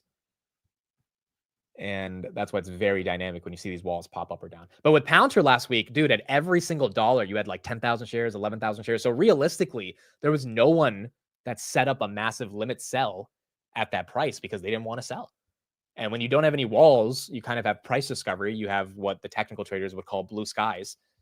And that is very bullish for any stock that's trying to find a new high. BMNR 6244, Bitcoin 119. Trump is not speaking live yet. He's about to go live. They still have it set up, but he is not live yet. I think he should be in about 5 to 10 minutes. HIMS right here is down 4%. HIMS goes down. HIMS goes down. I don't know what's going on with HIMS, dude. The earnings were they weren't that good from the people that I, follow that talk about HIMS. But also, it's so volatile. I would not be surprised if this goes back to 60 in like a month. Like, this is a volatile name. It was at 65 last week on Thursday and then fell the same day back to 53. So it's like, I don't know. We're going to see how HIMS plays out. But 49.60, that one is down. UNH, that one again, still at 250, 255. That is up 2%. Nvidia will be reporting on August 27th. Nvidia, August 27th. Yeah, sometimes they're also fake walls. Market makers put those up. And that could also be a little confusing when we're trying to look at the walls that are there for stock or not. SoFi right here, 2254. Bitcoin 119. ASTS 4695. I don't know why Rocket Lab had that flash crash of down 7%, but now it's green by 1.4. So it just shows you the strength on Rocket Lab too. I mean, this stock doesn't really want to go back into the 30s. It hasn't touched it in almost 2 months. And maybe there's enough buyers if you do get any type of a crash where it does go down. Grab, unfortunately, is getting hit. Look, again, I will say this over and over again. I think it's being manipulated. I think the earnings were way too good to justify these numbers. And now it's just a question of, do you have conviction or not? And if you don't have conviction, I will just say it like I said a month ago, get out of the stock. If you don't have conviction on where they're going, their actual long-term thesis, and you're upset by price action, because am I annoyed by price action? Sure. But like, I'm not crying about it. Like, at the end of the day, I believe Grab will be a multi-bagger over the coming years. And this is the stage you have to go through when you're in multi-baggers, when the market doesn't really get it. The earnings are great. The stock doesn't reflect it. And it is what it is. If you don't want to be in this, there's plenty of other things that are running higher. I think it's one of the most risk-adjusted opportunities in the market, given the cash they have and given the earnings growth and given my personal conviction. But like a Nebius probably gets to 85 before Grab gets to $6, given how fast Nebius is running. So really, this is the time to question your own personal conviction. And if you don't have conviction, this is when you get out. If you do, I think this is when you DCA. My average is 530 on Grab, but also my options are a little bit cheaper. I'm at 450, so my options are in a better average than my shares themselves. How long do you expect this price action before a breakout? Asking if someone who uses Grab or sees the value for the service. I think there's 2 things for a breakout. Number one, management tells us what they're going to do with their cash, which means one morning we wake up and they spend $2 billion buying out some company and the whole company re-rates. That is very possible.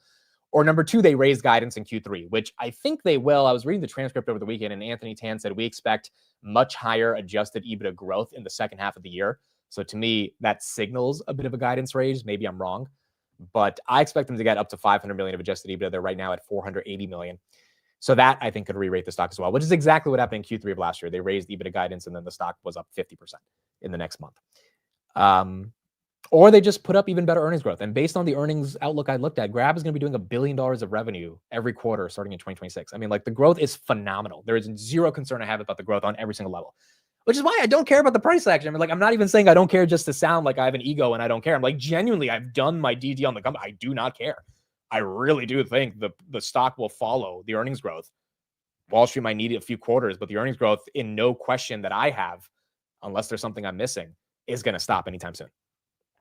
So that's why it's like, it's dead money right now, and you don't have to be in it if you think it's dead money, but I do think there is a move we'll see hopefully towards the end of the year. We got to see if they can put up the earnings. Rock Lab right here, 45.64. That's up 2%. SoFi 22.64. Again, SoundHound, great day. That's up 10%. It was up 14, but still a 10% move after a 30% move last week. That's incredible. And then Big Bear AI trying to recover. That was down 1% today, but still up from like $4 over the past couple weeks. Okay, stock draft. Let's see. The stock draft, what do we got? Score should be updated. Let's pull this up right here. Matt Money is up 19.5%. What are these green? Did Steve do something? Where do these things get green? I don't know what that green color. Oh, is that positive? Yeah, that's okay. I think Steve put in a function where it shows you if it's positive. Okay, so Matt Money is up 20%. Tanner's up 8. I'm up 16.6. So I'm second before Matt, or behind Matt. Steve is up 0.81, 0.87, and Chris is down 1.6. Okay, so the green highlights the things you're positive on. Matt's positive on Rocket Lab, SoFi, ASTS, Celsius, Oscar, ABCL. I'm positive on everything except Visa and Duolingo. Steve's positive on everything except Hims, Crowd, Netflix, Salesforce, PayPal. And Tanner is positive on everything except Nubank Now, Mercado Libre. Obviously, TTD hit him last week, and then ASML. So there you go. That's what you got. And then Chris is positive on everything except UNH, Elf, Lilly, Novo, and Take-Two. And that's what we got for the stock draft. So Matt right here still up 19.5%, and he is in the lead. Does Grab reduce share count? They already bought back 500 million of their stock over the past year. So they did do buybacks. Obviously, there's so many shares outstanding that it doesn't really matter that they do their buybacks. But to me, again, people are like, oh, the float is big. The stock's not going to move. It's like, dude, we saw the stock get to almost $6 2 weeks ago. This is not about the float being big. This is about, do they have the earnings growth to get the street excited? And is there any manipulation going on in the meantime before they continue to deliver those results? And I think that's what's playing out right here. But the float, which is taken up by 82% of the institutions that continue to buy, if you look on Whale Wisdom and you see the 13Fs that are coming out, you're getting a lot of these toots that are putting in $1 million position, or sorry, 1 million share position to Grab, 2 million share position, 500,000 share position. I think they are gearing up for an explosive move as well. When does it happen? I don't know. We're going to have to see how the earnings growth ultimately plays out. Tesla right here, 339, TMDX up 13%, Nvidia 182. Trump is not live yet. Let me confirm. I do not see him live yet, but he should be going live soon. SoFi, 20 cents away. 20 cents away from 23. From 23. Will AK Media start an Ethereum treasury? I don't think that'll happen. That would be funny though. An Ethereum treasury. Could you imagine? I mean, there's more and more companies that are starting these Ethereum. There was one we talked about last week that started an Ethereum treasury. GameSquare, this is another one up 3.5%. That's another Ethereum treasury. UNH again up 2%. Then SoFi right here. It's really trying to get to 23. You got 17 cents away, separating it from getting some of that momentum. Dutch Bros, is that green? Dutch Bros had a good earnings last week. That's up 3%. That one was down going into the print. Made a nice 15% move. Now that is green. Can you suggest a good long call for Grab? I mean, look, ones that I'm in as well. December 2027, $7 strikes. Just those calls, not even any spreads. I think those are not crazy. If you do a spread 7-10 December 2027, I don't think it's crazy. But I think in the next 2 years, the stock is above 7. Maybe I'm wrong, but I think it is. So yeah, I wouldn't do Jan or June. I would give yourself another 2 years to have this thing play out, and 7 December 2027 is not horrible. The Prince, thanks for the $5 super chat. Admit I started a decent position on Cisco last week. What do you think? I like Cisco because Steve likes Cisco. Now, Cisco has already had a run. And the reason I'm saying Steve is because I've read his articles, and his articles have pretty much highlighted the bull case via all the numbers. So I think it makes a lot of sense. However, it is up 22% for the year. And so is there more upside? I honestly don't know. If you ask Steve, I think he would say yes. It probably should be like a $90 to $100 stock. But it's safer than a lot of other options. And the question is just, is there a bigger move inside of the stock? But, cash flows are good, earnings are good, and Cisco's been compounding. It's made a run over the past couple months as well. BMNR still 63. SBET now starting to pump a little bit as well. SBET 14%. So that one's really following Bitmine here. And that one's getting some momentum. Rango says I started a position in Arista. I can't blame you on that one. Arista, those earnings were absolutely exceptional. And it looks like networking and cloud computing and what they're doing in data centers is not going anywhere. In fact, that demand is only getting better and better and better. Led by Nvda and AMD. So Arista, A-Lab. I think the data center plays are going to win. SoFi, 10 cents away from 23. I think the data center plays are going to win. Unless these data centers are a fraud, which I highly doubt. I think all the spend on data centers is going to pay off massively. And we don't have enough electricity or energy to support them. So the energy play should be a derivative that helps the data centers as well. All right, SoFi, here we go. 5 cents. It's time. Let's get above 23, please. It is time for you to enter your Michael Jordan era. We've, 22 Taylor Swift. That's cool, but it's time to go up 3.85% right here. 50,000 shares at 23. Let's see if it can break through. And then after 23, this thing did touch 25. 23 to 25 is not that crazy to imagine if we can get there.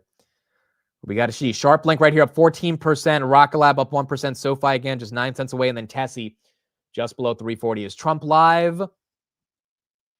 Trump is still not live. Trump is still not live. He should be live really soon, but he's not live yet. Amit, should we buy SoFi? Look, I think SoFi put up amazing earnings. Again, I have SoFi options, so I'm not really buying SoFi here. I don't think it's crazy to buy SoFi here at all. I think Noto wants this thing to get into the 35 range to make a lot of money for his performance stock options. I still like Robinhood here, but I don't hate SoFi here at all. So if you're in SoFi, I think doubling down here is not crazy. Like if you really have conviction on SoFi, those earnings don't give you a reason to not buy more. And if you're just initiating a position, it's not the same risk reward, but to think this thing can't be 35, 40 bucks if they really keep up 45% revenue growth, I think it's possible. Wow, BMNR is moving. BMNR, my goodness, breaks through 66, not even 65. Holy crap, dude. That one's getting some love. That is getting some love, folks. That's green. SBET, 16% as well. Yep. The option flow on BMNR. Yeah, I'll check the option flow in a second. I would imagine there's a lot of calls coming in and call option flow. A lot of those calls are up hundreds of percent today. SoFi still below 23. BMNR volume today, 43 million shares. My goodness, dude. The $65 call, by the way, had 15,000 open interest. It's been traded 12,000 times today already. You talk about liquidity. You talk about juice in the options market. You talk about people wanting to use this as a trading vehicle. You're going to start to see BMNR 2x leveraged ETFs pretty damn soon if this continues. My good, especially if Ethereum rockets up to 4,500, I think these funds are going to start leveraging themselves against BMNR, and you're going to get some alpha coming in here. Pretty incredible. Eli Lilly had a little bit of a crappy earnings last week. That's up 3%. So that fell from about 750 to 630. Now it's at 645. So that one getting some green. Tempest as well had some good earnings last week. That one also up 2%. Let's get an update on some of these AMD, Nvidia chip sales before we get Trump going live. And he should be live in probably the next 5 minutes. It looks like he'll be live soon. And a whole lot to hear from the president of the United States this morning. He's going to be talking about crime in D.C. and a new effort that they're putting in place here to use federal law enforcement to solve the crime problem in D.C. But what we're going to be interested in from a market's perspective are a couple of things. One is this report now confirmed by a White House official to me that the AMD and Nvidia have both agreed to give 15% of their chip sales to the U.S. government in exchange for the permission to export those chips. A White House official flagging some comments by the Commerce Secretary Lutnick over the weekend in which he said, look, that's just NVIDIA's fourth best chip. So downplaying the idea that there's a national security threat here from the sale of these chips, which has now been agreed to by the U.S. government in exchange for that 15% payment. We're also waiting, as you guys were just talking about, on some questions on gold tariffs. The White House had said last week that the information that was in the media over the couple of days preceding the weekend was misinformation, but they haven't said exactly what was misinformation, and they haven't said exactly what the president plans to do about it. We are told to expect some new executive orders on gold as well. And then, of course, the big question is whether the president's going to extend that China deadline, which is tomorrow. There was some expectation after the visit of the Treasury Secretary to Sweden and those negotiations with the Chinese side that we would see the president in more or less short order go ahead and extend that deadline for another 90 days to keep those talks going and that trade truce in place. We haven't seen the president do that, though. And so there's some question now about what he's holding out for ahead of that deadline tomorrow. Could it be more soybean purchases? The president posting on social media over the weekend that he wants to see the Chinese make more purchases of American soybeans. So maybe there's some last minute haggling over that. We'll wait and see what the president says and if he takes any questions off topic here in this press conference in the White House briefing room, which is expected in the next couple of minutes or so, guys. Okay, so we're going to see what Trump says as he goes live. I'm assuming he'll have to answer some questions about the AMD NVIDIA 15% tax. Robin right here, 115.50. Kathy Wood did buy 800,000 shares of TTD. So she did buy the dip, for those that are wondering. But yes, she's in it. Pounce right here, 185. Tesla, 339. We're going to see what Trump has to say. Maybe he gives some clarity on what's going on with NVIDIA and AMD. SoFi, again, 7 cents away. It's trying to break through 23. Google goes below 200. That's stupid. I think Google should be well above 200, but it's below 200 right here. Amazon 221 and then Meta 769. Those are all basically flat. I don't even want to say red, but they're flat on the day. Bitcoin just above 120. A-Lab 52-week high. You are seeing some money rotate as well. I mean, the meme stock stuff has kind of died down. And, you know, when you have Astera or Arista put up the earnings that they put up that we looked at last week, you're going to get some money. Maybe leave the open doors. Open Door is up 8% on the day, or the D-Nuts, the Coles, and come into some of these other names, similar to Apple as well. Now, Open Door over the weekend, I think this one's up right here because the shareholders have been arguing that Carrie Wheeler, the CEO, needs to be fired. And I've just seen a barrage of tweets of people saying this woman needs to be fired. And so they are definitely not happy with with the CEO. I don't know if retail is going to be able to get the CEO fired, but they're definitely trying. SoFi, did we hit 23? Did we get her? Did we get her? 23. There she goes. Breaking above 23 on SoFi. 4.4%. There she goes. Let's see 24 resistance, because we know what's better than 23. 23.12. 24 resistance is 153,000 shares. Okay, so there's a decent chunk of shares at 24, but still you're seeing some momentum. Trump not live yet. He should be going live soon. Trump's not live. SoFi 23.11. AMD trying to break 175. Nvidia trying to get to 183. Pounds are trying to get back to 187. Again, it was red for like a couple minutes. Went to 183. Now back to 186.7. And then Hoodie trying to crack 116 on the day, which is not too bad. Amazon right here, 221. Reddit at 218. That's green. D-Wave as well, having a great day. This one got upgraded last week to 25. 1808. That's up 7%. And IONQ got upgraded as well. So you had a lot of quantum names get some upgrades by the street. And even Nadella on the earnings call said he thinks the next frontier in computing is quantum. So you got some pretty big endorsements by some of the big leaders in tech around quantum. Arista right here, 141. Dutch Bro 68. Big Bear AI now goes green, up 1.4. Grab is about 1 cent away from going green. Rocket Lab 44.92, and then SoFi 23.07. That is up. Tesla as well is green based on, it looks like, this UK news. One thing about the UK thing that's I always thought was interesting is like, or when I saw the headline this weekend, people in the UK don't like Elon, right? So like, would they sign up to have their houses powered by Tesla?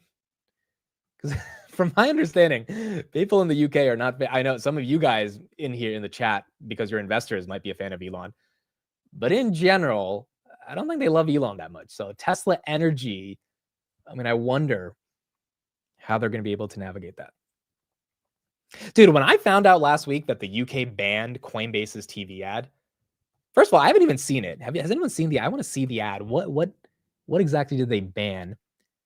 But apparently, it was an ad 7 days ago that the UK banned, and I didn't understand why we're banning advertisements, but I guess we are. Okay, here I found the ad. Okay, we'll watch it. It's a 2-minute ad. It's a long ad, but yeah, apparently they banned it. So I'm like, okay, they don't like Elon. They don't love free speech.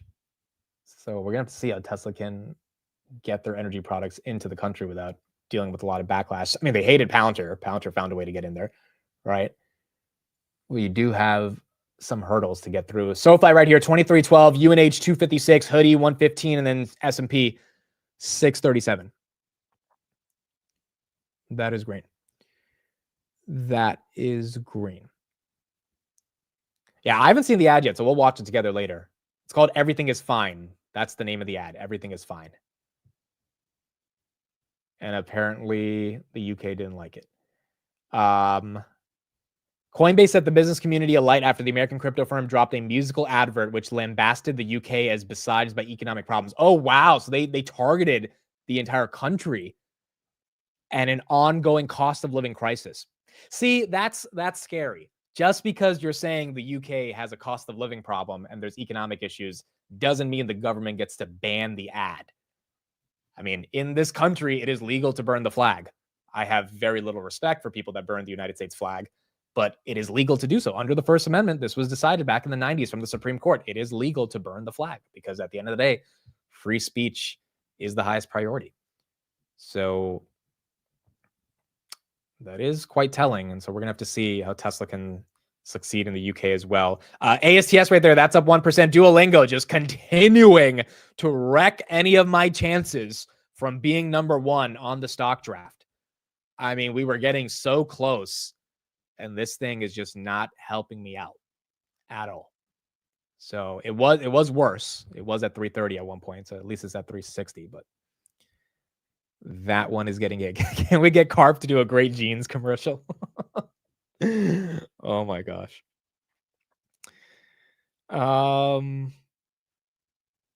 There you go. There you go. Duolingo right there, 359. Palantir as well is at 187 or trying to get to 187. Palantir 186. All right, let's get a little bit more of an update on what's going on with some of the chip stuff. And Trump should be live in a bit. More than 29 billion just in the month of July, and that was the highest monthly total to date so far. No surprise, because those tariffs are really starting to kick in. Overall, $152 billion have been collected through July. I mean, we're talking about big numbers coming from virtually nothing because we didn't have tariffs this time last year, which is why I think it's very appealing for the administration, because we are getting away with it with stocks near record highs, inflation, while creeping up a little bit, mostly benign. I mean, that's going to be a big question into tomorrow, Carl. Someone's paying for the tariffs. And as long as it's this mixture of foreign, exporters trying to capture market share, our importers, but they're able to offset them a little bit and a little bit pass through to the consumer, all this mitigation, if we don't see a big spike in inflation, I mean, we're starting to bring in real money when it comes to tariffs. Goldman's got some great numbers on who's eating them. Their view is 64% of the tariffs being eaten by U.S. companies, another 22% being passed on to consumers, which leaves what? 20% is being paid by foreign entities, but it is raising a lot of money, and that's one reason why Goldman says core CPI is going to be 3.3 by December. So we'll look for CPI tomorrow. The expectation is that core only goes up 0.3%, which is a little bit elevated from where we have been going up. But look, expectations are still that the Fed's going to be able to cut in September. We're not talking about going up to levels that we saw back in 2022 on inflation. We're talking about goods prices, namely, I don't know, furnishings. That's where we saw it show up last month, right? Because they get hit with tariffs. But as long as services prices stay moderate, which has been the story, this is a services economy. Can we get away with not seeing a big sharp spike in inflation? Because so far we haven't seen that. We've seen hotel prices and airline prices moderate. I mean, that's what feeds into services, and that has helped offset any big spike. It's why when you hear the president say Powell should be cutting rates, we don't have an inflation problem. I mean, we still are under 3%. AMD just now. AMD confirms it has received its China AI chip export license. Let's look at that stock real quick. AMD, there you go. You got to move. 175.64. AMD confirms it has achieved its China export license. Probably because they had to give up 15%, but it's better than not being able to sell into China.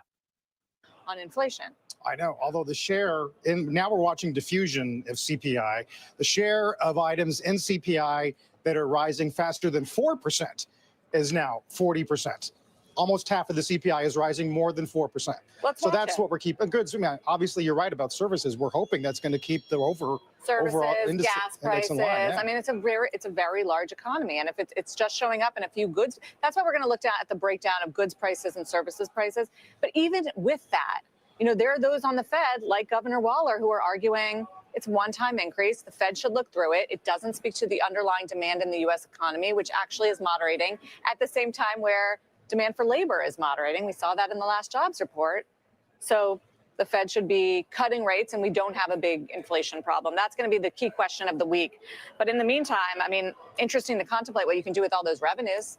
Pay down the deficit, issue checks. I don't know, maybe not have to pay an income. I mean, if CPI doesn't accelerate and we actually get tariff revenue and we can pay off the debt and the deficit with that tariff revenue, and we don't have a decrease in demand or an increase in inflation, I mean, dude, again, that's not going to be easy to play out. But if that is how it plays out, which means the tariff revenue, pounds, you're trying to get green right here, is productive for the United States without hurting inflation or without increasing inflation or hurting demand, I mean, Trump's going to be looked at pretty nicely based on the tariffs.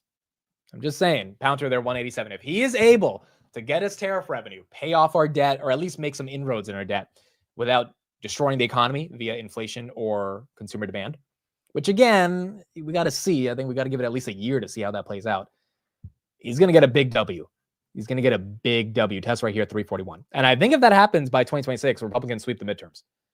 I mean, if tariffs end up being the way that the economy is moving forward, Tesla 342, without taking away people's jobs or increasing the cost of living, which again, logically, you think one or the other has to happen. But if it somehow doesn't happen because companies take up the cost or foreign entities take up the cost, whatever it may look like, it would be pretty incredible to see what the economy looks like.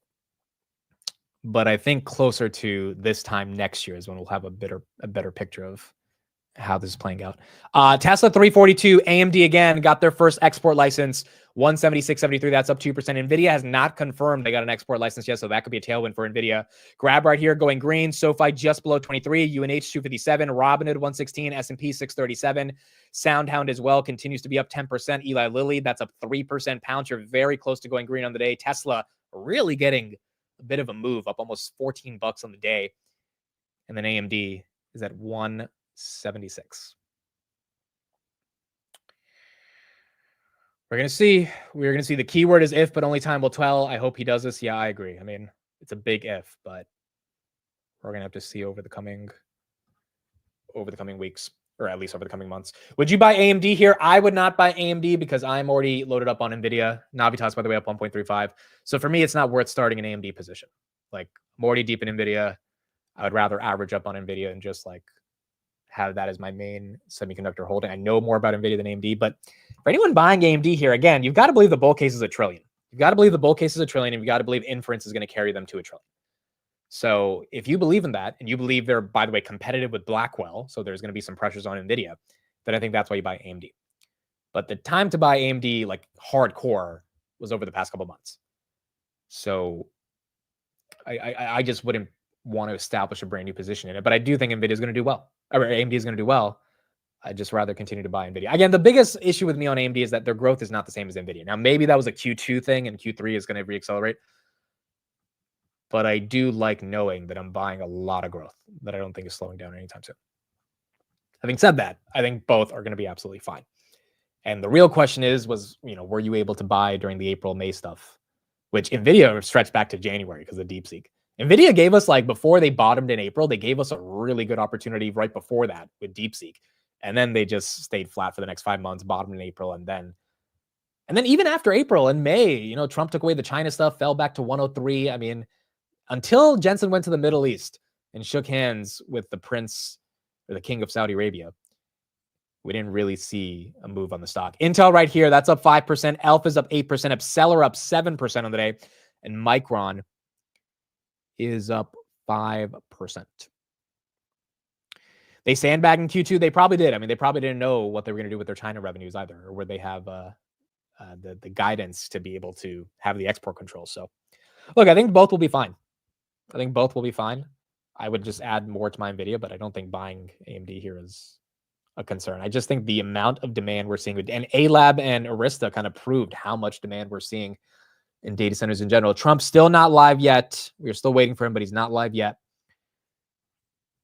That signals where both these companies are going to go. Yeah, that's true. AMD also doesn't have the expectations that Nvidia does. That's fair. I mean, Nvidia has one bad quarter. It could get ugly. AMD, they had, I wouldn't say a bad quarter in Q2, but it wasn't really an exciting quarter, right? But the stock is down 8%, largely recovered since then. I mean, like Nvidia, they have a bad quarter. You just don't know if Nvidia can hold up. I showed this stat last night. Some of you guys might have heard it since Friday. Nvidia is now the largest single stock of the S&P 500 since 1981. It is 8% of the S&P 500. It's wild, bro. Absolutely wild. And as a result, the pressure is on for Nvidia. But, given everything we've seen anecdotally and from the data and all these other companies, it looks like they're going to be able to execute. Speaking of the S&P 500, here are the worst performing stocks in the S&P 500. You have CNC, Trade Desk, Enphase. Trade Desk, by the way, got in a month ago. Enphase, which is down 50%. Deckers, UNH, Dow Jones, Moderna, Fiserv, FICO, GoDaddy, Chipotle, Accenture. I mean, the idea that 3 of these can't get replaced, or at least one of them, I don't even need to say 3. Usually they do 3 every rebalance, but the idea that one of them doesn't get replaced and Hoodie gets in is unfathomable. So if we don't get a rebalance in September for Robinhood and AppLovin, that deserves it as well, I mean, it would be just unbelievable. So I hope we get in. If they don't, then maybe the street just does not like Hood. Maybe they're going to need for Hood to, I don't know, become a $200 billion company to justify putting them in.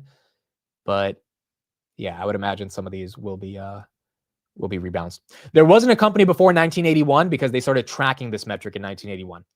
So since 1981, the last time it got this big was Apple back in 2023, and that was 7% of the S&P 500. But now Nvidia is 8%.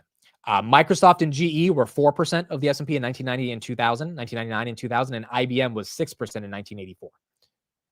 So Nvidia is at the highest levels in history. AMD 176 and Hoodie trying to go for 117. Trying to go for 117. Lemonade as well. That is up 5%. Lemonade getting some love. Lemonade 51.45. That's green. Okay, Trump is still not live yet. I don't know when they're going to go live. Everyone's waiting for him, maybe at 10:30. But we do have to see. Should be live soon. Income tax, that's the old dream, right? Yeah, that President Trump harkens back to. Yeah, he has mentioned that. We're not there quite yet. There, but yeah. I mean, it does help on the deficit, no doubt about that. It helps for sure. Speaking of tariffs, shares of Barrick Gold falling despite reporting a slight profit beat in Q2 earlier this morning. Gold production came in below estimates. Prices off their highs as we await this clarification on gold tariffs from the White House. That's after reports that import taxes would be levied on gold bullion and bars. Joining us now to discuss it all is Barrick Mining CEO Mark Bristow, first on CNBC. Okay, so that, yeah, Trump did kind of renege on this idea of tariffing gold bars. People thought that was going to happen, and that probably led to a little bit of a spike in gold as well. Gold right here down 1.3% of the day, but that did change. Nvidia, wow, Nvidia. I mean, she's really close to all-time high, folks. 183.47. She's probably running off AMD. Pound here 187. Again, no tariffs on the gold bars is good, and that's good for the gold miners as well. So that's why those are up a little bit. AMD right here 177. Nvidia 40 cents away. 40 cents away from all-time highs. Let me check resistance at 184. And AMD pushing as well. This is what I'm saying. Like, regardless of whatever pick you're in, it's a personal preference based on, you know, when you DCA'd, when you bought in. But both of these names does not seem like they are slowing down over the next 5 years. And both of them are led by rock stars in Jensen and Lisa Su, who know how to work with Trump, and they'll likely be able to work with any administration over the coming decade. 184 resistance on NVIDIA. Then I'll check AMD at 178. 100,000 shares, which is not crazy for NVIDIA. And then AMD 178 is resistance. Let's call it 45,000 shares. 45,000 shares. So there you go. SoundHound also pumping. Again, this one having a great earnings from last week. Wow, 16%. SoundHound really getting some love right here. And that is green. India government tells parliamentary panel they're not looking at India-U.S. relations from the prism of trade only. India government tells parliamentary panel hopefully that bilateral trade talks with the U.S. will continue. What could really help this market is if we get an India-U.S. trade deal by the end of the month, if not by early September. And I think we will. I think both sides are just trying to negotiate right now, which is why they're, you know, talking in public in the way that they are. But I think we'll get some momentum on US India. Tesla right here, 341. Again, Tesla was 300 2 weeks ago. So, or I should say, no, 2 weeks ago. Yeah, right after the earnings, around July 24th. So if you bought that dip, you're up $40, which is not too bad. Again, my belief on Tesla is I don't think it deserves to get a massive premium because the earnings growth is not good, but I also don't think it deserves to go like into the low 250s. So I think 280 to 350 is kind of the range I've said. Could it go beyond 350? Sure.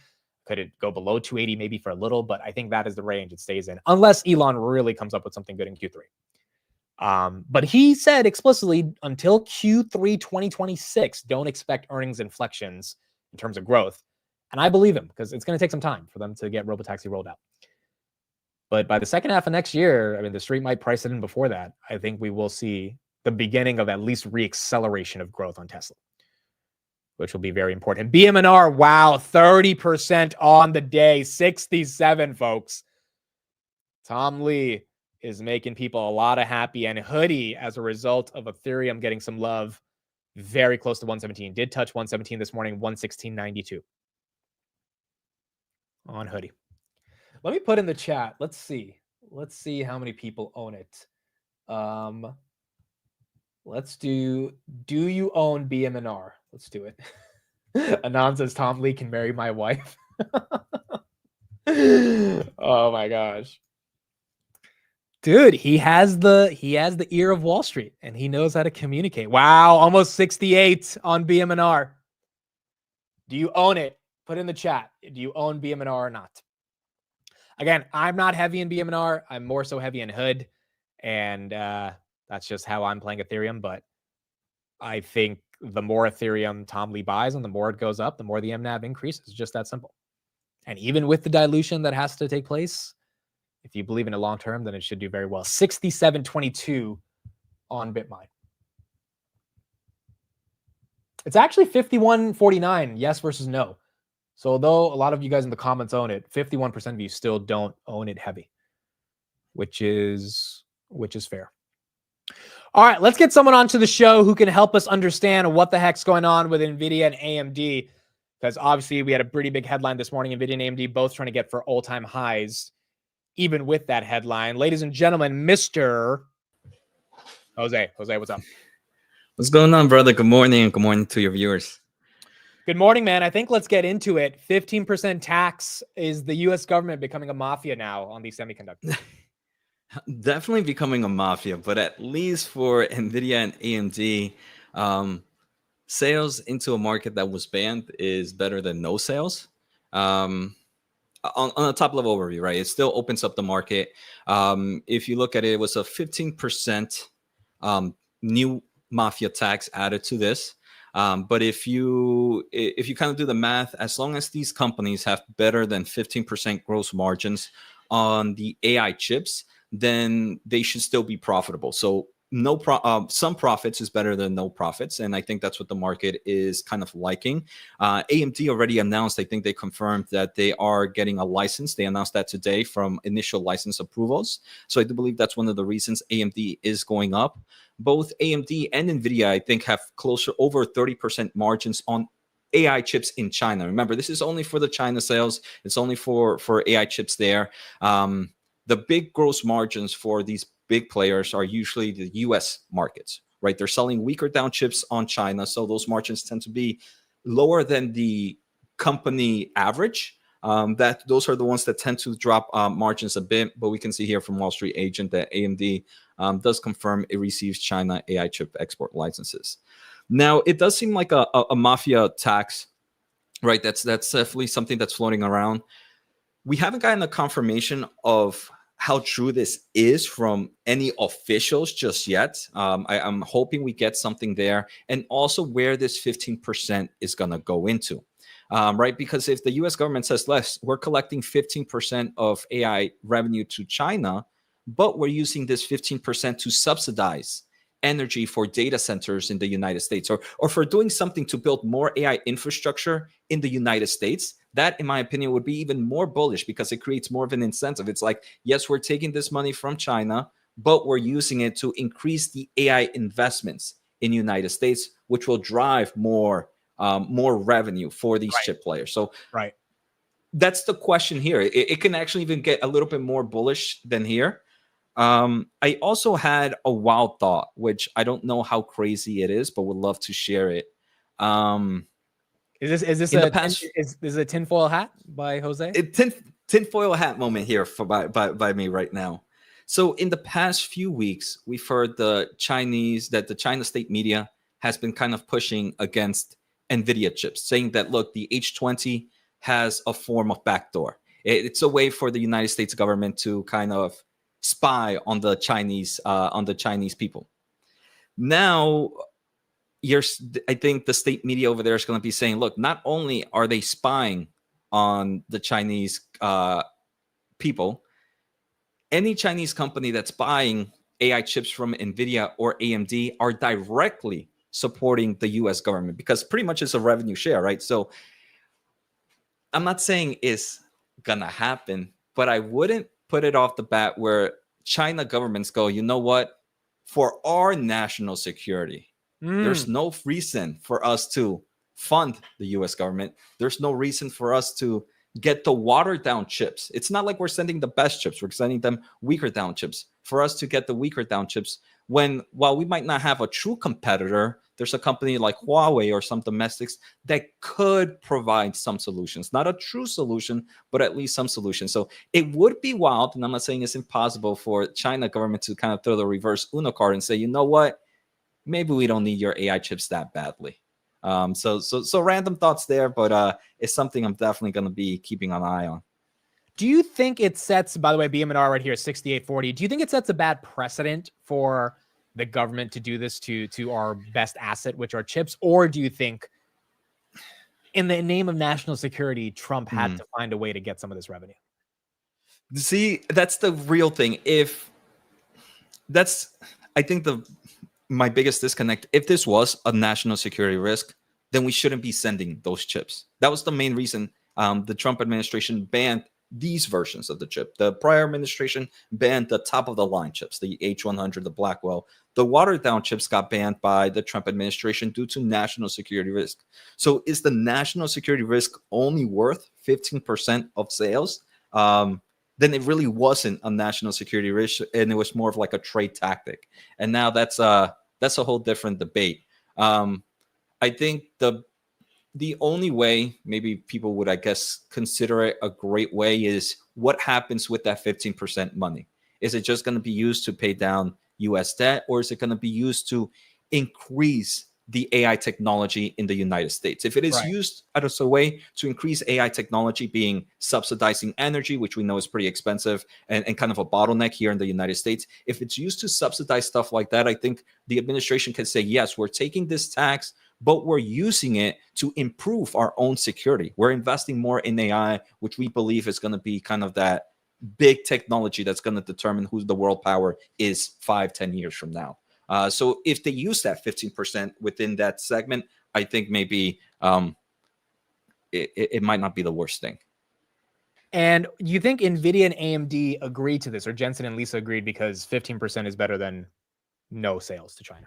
Yeah, definitely. I mean, I think I have to redo the math numbers. I haven't done the math, but I think Nvidia, in forms of AI chips, remember, these chips tend to be lower than the company's average. So I think for Nvidia is closer to like 50-60% margins on AI chips. So even a 15%, you're still getting 30% margins. That's still pretty strong in forms of earnings.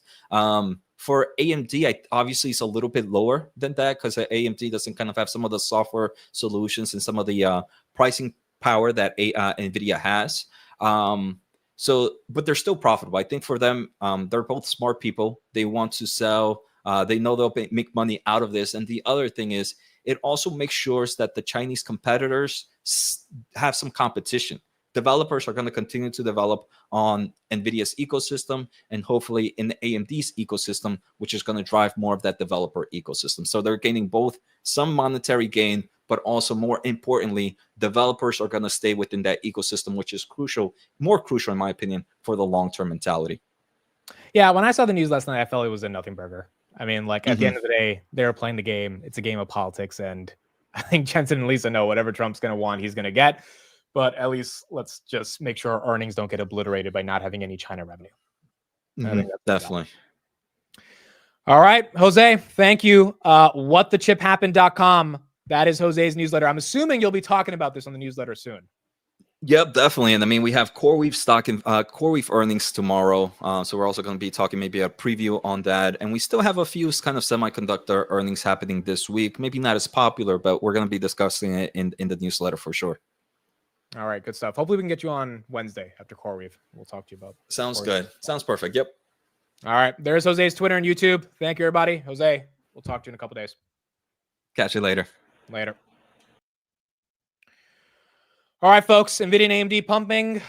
Trump is now live. Let's see what Mr. Trump has to say. You don't want to get mugged and raped and shot and killed. And you all know people and friends of yours that happened. And so you can be anything you want, but you want to have safety in the streets. You want to be able to leave your apartment or your house where you live and feel safe and go into a store to buy a newspaper or buy something. And you don't have that now. The murder rate in Washington today is higher than that of Bogota, Colombia, Mexico City, some of the places that you hear about as being the worst places on earth, much higher. This is much higher. The number of car thefts has doubled over the past 5 years, and the number of carjackings has more than tripled. Murders in 2023 reached the highest rate probably ever. They say 25 years, but they don't know what that means because it just goes back 25 years. Can't be worse. Our capital city has been overtaken by violent gangs and bloodthirsty criminals, roving mobs of wild youth, drugged out maniacs and homeless people. And we're not going to let it happen anymore. We're not going to take it.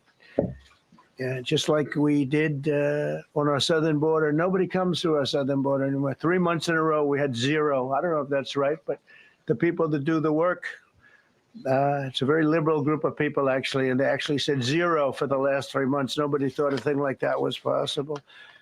And, when you take a look at numbers, I just saw some charts. These are different cities throughout the world. Red is, okay, the red is a place called Washington, D.C. Look at these. Baghdad we doubled up on Baghdad. Panama City, Brasilia, San Jose, Costa Rica, Bogota, Colombia, heavy drugs. Mexico City, I mentioned, Lima, Peru, all double and triple what they are. So do you want to live in places like that? I don't think so. I don't think so. And I think the people in this room, if you wrote correctly, you'd see, look at the kind of numbers we have. DC, 41 per 100,000, number one that we can find anywhere in the world. Other cities are pretty bad, but they're not as bad as that. Is that where you want to live? The reporters of the world? Juvenile offenders and crimes against persons, as they say. It's getting worse. Not getting better, it's getting worse. And we had a recent indication. There was a story about a man who was just left. He quit because he was asked to do phony numbers on crime. And we're going to look into that. I think Pam is going to be looking into that. But he was asked by the city, I guess, that we don't want to show the real numbers. Let me do numbers so it looks like it's going down. Not going down. And under Biden, it was a disaster. And nobody did anything about it. We're going to do things about it like you wouldn't believe. Every American has a constitutional right to be able to access and petition their government in safety, and countless federal officials and employees likewise have the right to carry out their jobs in peace without being shot. As you know, I lost a very good person a while ago, was shot waiting for his wife. He was in the car. They robbed his car. They shot him. They killed him like it was nothing to it. She was walking to the car. It's a horror show. This issue directly impacts the functioning of the federal government and is a threat to America, really. It's a threat to our country. We have other cities also that are bad, very bad. You look at Chicago, how bad it is. You look at Los Angeles, how bad it is. We have other cities that are very bad. New York has a problem. And then you have, of course, Baltimore and Oakland. We don't even mention that anymore. They're so far gone. We're not going to let it happen. We're not going to lose our cities over this. And this will go further. We're starting very strongly with D.C., and we're going to clean it up real quick, very quickly, as they say. Days ago, a former member of the DOJ staff was savagely beaten by a band of roving thugs after defending a young woman from an attempted carjacking. He was left dripping in blood. He thought he was dead with a broken nose and concussion. Can't believe that he's alive. He can't believe it. In June, a 21-year-old congressional intern was tragically killed after being hit by a stray bullet in a drive-by shooting. A former Trump administration official named Mike Gill, fantastic person, was murdered last year in cold blood in a carjacking blocks away from the White House. We all knew him. Great person. Waiting for his wife as she was walking to the car. A Democrat congressman was also carjacked at gunpoint not far from the Capitol. And in 2023, an aide to Senator Rand Paul was stabbed in the chest and head by a demented lunatic as he walked down the street, just absolutely for no reason. Horrifically, last July 4th weekend, a 3-year-old girl was shot in the head and killed while sitting in a car near the Capitol. It's becoming a situation of complete and total lawlessness. And we're getting rid of the slums, too. We have slums here. We're getting rid of them. I know it's not politically correct. You'll say, oh, so terrible. No, we're getting rid of the slums where they live. Caravans of mass youth rampage through city streets at all times of the day. There are ATVs, motorbikes. They travel pretty well. Entire neighborhoods are now under emergency curfews. Just this past weekend, gunfire went through, and you saw that, the Navy Yard. I saw it this morning. They saw that they fought back against law. See, they fight back until you knock the hell out of them, because it's the only language they understand. But they fought back against law enforcement last night. And they're not going to be fighting back long, because I've instructed them and told them whatever happens, they love to spit in the face of the police. As the police are standing up there in uniform, they're standing and they're screaming at them an inch away from their face. And then they start spitting in their face. And I said, you tell them, you spit and we hit. And they can hit real hard. It's a disgusting thing. I've watched that for years, for 3-4 years. I've watched them. The police are standing, and they're told, don't do anything under any such. So and you can see they want to get at it.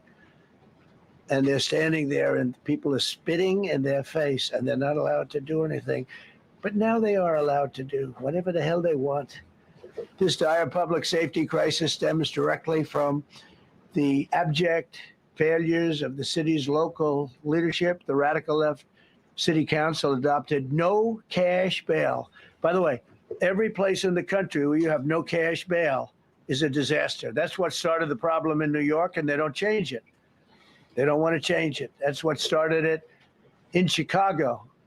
I mean, bad politicians started it, bad leadership started it, but that was the one thing that's central: no cash bail. Somebody murders somebody and they're out on no cash bail before the day is out.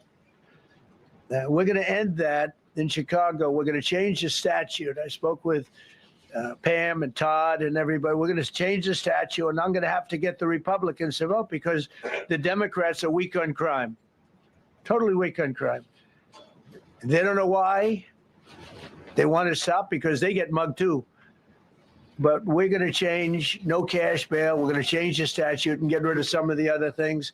And we'll count on the Republicans in Congress and Senate to vote. We have the majority, so we'll vote. We don't have a big majority, but we've gotten everything, including the great, big, beautiful bill. Got that done, and that's one of the greatest things that's ever happened to people in this country. They're starting to figure it out, how good it is. Biggest tax cut in history. So many things. But we'll be able to get that done. So, Todd, if you and Pam can draw up things working with the people, we will. I'll get it passed. We'll get it passed with the Republicans. Probably won't get, think of this, probably won't get one Democrat vote, because they have no idea what they're doing. That's why they want men playing in women's sports. That's why they want transgender for everybody transgender. And they just got walloped in an election, in a landslide, and they haven't changed one thing. I saw the other day the certain gentleman who was a very well-known politician, Democrat, was fighting like hell that men should be allowed to play in women's sport. They just don't get it. They said it's an 80-20 issue, and I think it's a 97-3 issue. And I don't know who the three are. I've never heard anybody nobody's ever come up to me, sir, you have to let men play in women's sports. You have to do it, sir. Nobody's ever approached me. I don't know where this issue even comes from. Never seen anything like it. But they turned our nation's capital into a sanctuary jurisdiction. That's the other thing. We have to get rid of sanctuary cities as quickly as possible. We're going to do it, too. We have to, because it's sanctuary for criminals. Releasing illegal alien gang members onto the streets in 2022, nearly 70% of criminals arrested in Washington went unprosecuted. That's not going to happen with the group we have standing aside and standing behind me. And at the Metropolitan Police Department, it's now reached a small number relatively compared to what it was, but it's thousands of people. You know, we have thousands of police.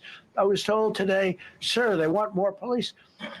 I heard a number, 3,500 police. That's a lot of police. 3,500. I thought they were going to say, we only have 30 policemen or women. He said, we have 3,500. We need more. You don't need more. That's so many. I never heard. That's like an army. How could you need more than 3,000? It just happened 2 minutes ago. Sir, they've requested more police. Oh, what do they have? About 3,500. I said, 3,500? This is not a big area. It's ridiculous. What you need is rules and regulations, and you need the right people to implement them. And we have the right people here, that I can tell you. Look at the border. Biden said, there's nothing you can do. Kamala was the border czar. She never called one of the Border Patrol agents who are great. ICE is great. Never spoke to anybody. Never went there. But she was the border czar. And everybody said it was impossible to fix. I fixed it in 3 months. No, really.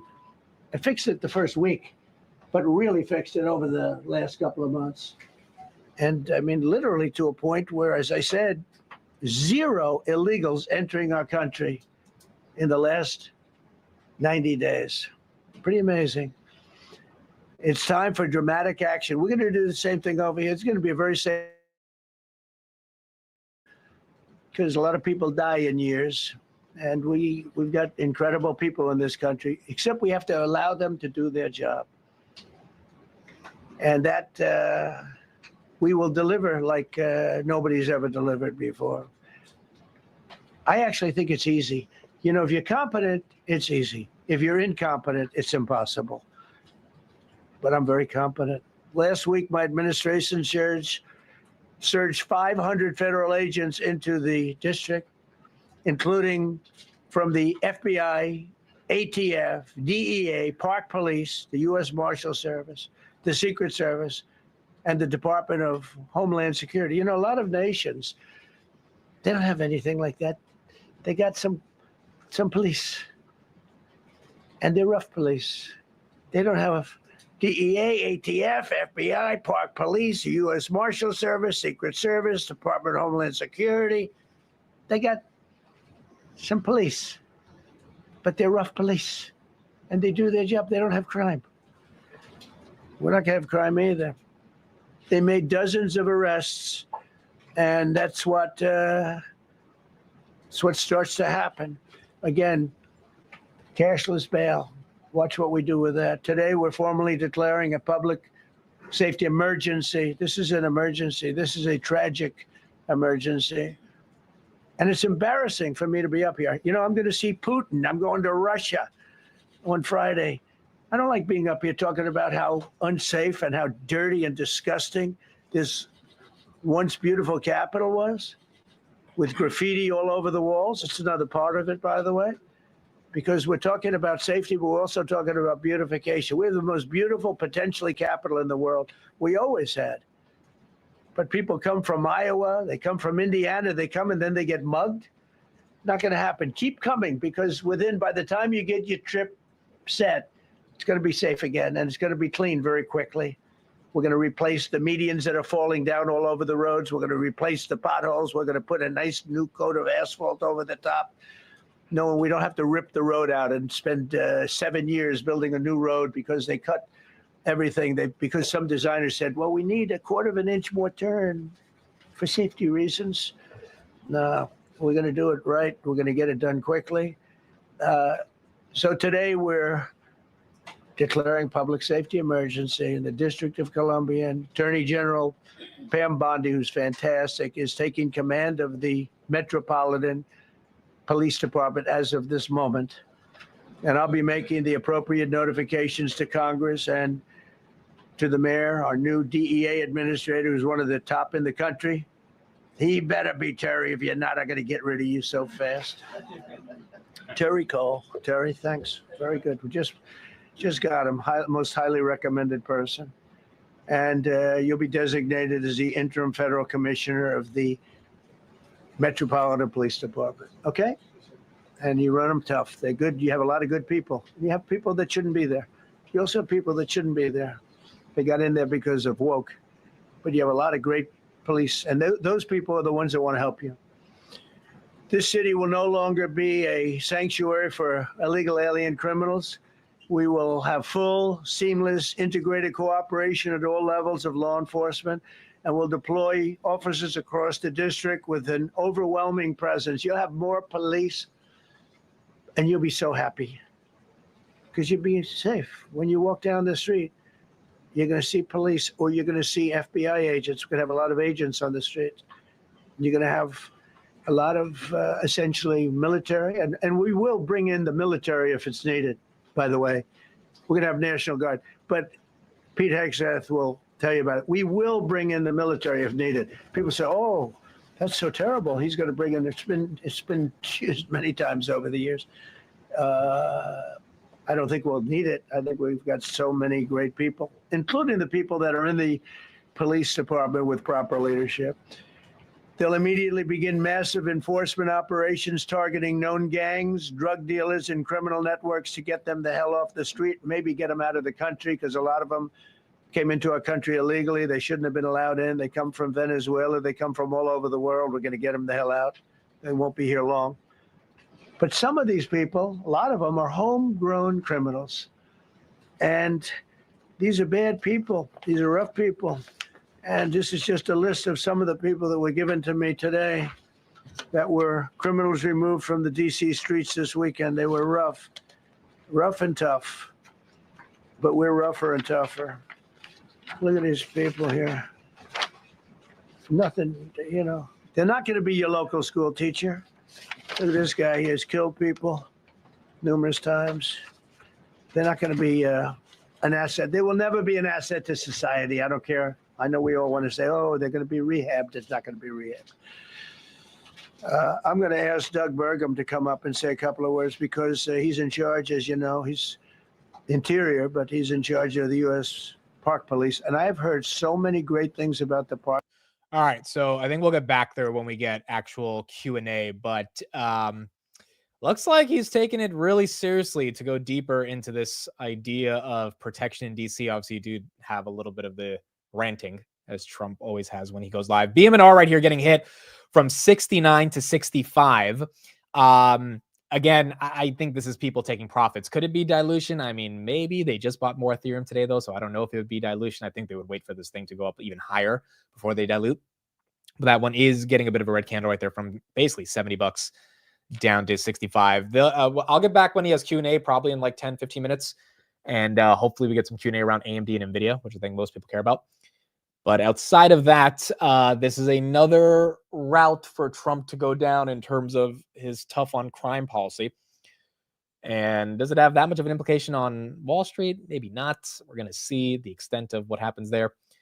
But that was the announcement that he made today. 25% on BMNR. Hoodie just below 117. Nvidia tried to get above 184, or at least 183.80. Got rejected right at 183.68, now at 182.97. AMD right here, 177, just below 188 or 178, and then Pouncer as well at 186, or just below 186. So, I mean, realistically, given some of the momentum we've seen all morning, it's not, well, we're past 10:30, it's 11 o'clock. S&P goes red. We're kind of due for a little bit of our 10:30 to 11:30 weakness, and you're seeing that in the S&P going red. You're seeing a lot of stocks from high of day that are down. Hoodie from 117.50 to 116.50, BMNR 64 to 60 or 69 to 64, and then Nvidia 183 to 182. But you got other names that are holding up, like a Tesla, 342. I mean, even with those earnings, market is ready to pull forward some of that growth. 342.50 on Tesla. That's up 4% on the day. Big Bear AI looks like it's about to go green. They've got earnings after the bell. Nebius was at 76. Now it's at 74.30. Not too bad. I mean, in terms of a Monday morning, not the worst. SoFi was at 23. Are we still holding that? Let's see. SoFi 22.86. All right. So couldn't hold 23, but just below some of those levels. And that's what you have on SoFi. Now, UNH, although it had some moves this morning, that one starting to go a little bit red from the green, from the high of day 258 to 254. Again, super investors seem to be buying this one hand over fist based on some of the data that I've looked at. But I think their earnings guidance, it was just not good, right? And because it was just not good, we're going to have to see if that changes anytime soon. The top 10 stocks that super investors are buying right now: UNH, Google, TSM, Thermo Fisher, Meta, Texas Instruments, Nvidia, Applied Materials, US Bank Corp, and Tyson Foods. Those are the stocks that they are buying. Again, we're going to get a lot more disclosures this week, and we're going to have a much better understanding of what companies are buying, or what investors are buying, but also what companies like Nvidia's 13F, 13G, what they are buying as well. C3 AI, that one down 24%. That one wrecked after just a ridiculously bad preliminary Q2 guidance on growth that'll be down 20% year over year. So that one's down. And then TTD still down 40% from the lows. It's up 3% today, so now it's down 37%. But you are getting some buyers step in at these levels. So there you go. Let's see what other headlines we have here. Also, I want to ask this poll in the chat because we haven't done this yet, but I'm curious based on the discussion today. Which one are you heavier in? I saw 50% of you said you, or 52% said you don't own BMNR. So although a ton of people do, the majority don't. Which one are you heavier in, Nvidia or AMD? I think AMD is going to win, but a lot of you guys still own Nvidia. So I am curious to see these results on the poll. Wow, 70-30 Nvidia. I was expecting it to be way closer. 70-30 Nvidia. I mean, it makes sense. Nvidia is the bigger company. More people are invested in it.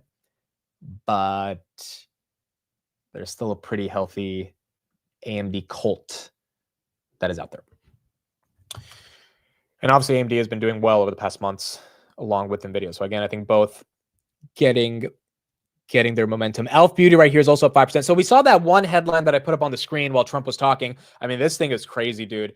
Wall Street Journal reporting the share of total options activity made by individual retail traders recently hovered around 20% higher than the previous 2021 peak, according to JP Morgan. That's kind of crazy. BitMine right here up 24%. So retail is now about 1/5 of all the options that are traded in the market. To me, the reason why that's not toppy is just because retail has become more sophisticated. This is not just buying options. A lot of retail are selling options, which is safer than buying options. And retail has more money than they did back in 2021 because of names like a Palantir, Nvidia, Tesla, Meta, Amazon, etc. Like all these names that have done so well, Rocket Lab, Robinhood. That's going to lead to more people taking more chances with their money. And so in 2021, when the earnings didn't support any of this stuff, you could say that was bearish or toppy. But now I think it's just retail's started adding options as a tool in their arsenal when it comes to engaging in the markets, which I don't think is that crazy. Amit, can you name 100 tickers in 10 minutes? That's a good question. I feel like I could. 10 minutes? Yeah, of course. I can name 100 tickers in 10 minutes. That's not hard. I don't think that would be hard. I feel like I could do that. Okay, let's watch that Coinbase ad as well. Maybe we got to try it one day. Dude, I feel like you should give me like 5 minutes. I should be able to name 100 tickers in 5 minutes. Okay, so here's the Coinbase TV ad. I said we would watch it. It's called Everything is Fine. This one got banned in the UK. It's a musical, so there is some music involved here. This is the ad that the United Kingdom banned in the UK.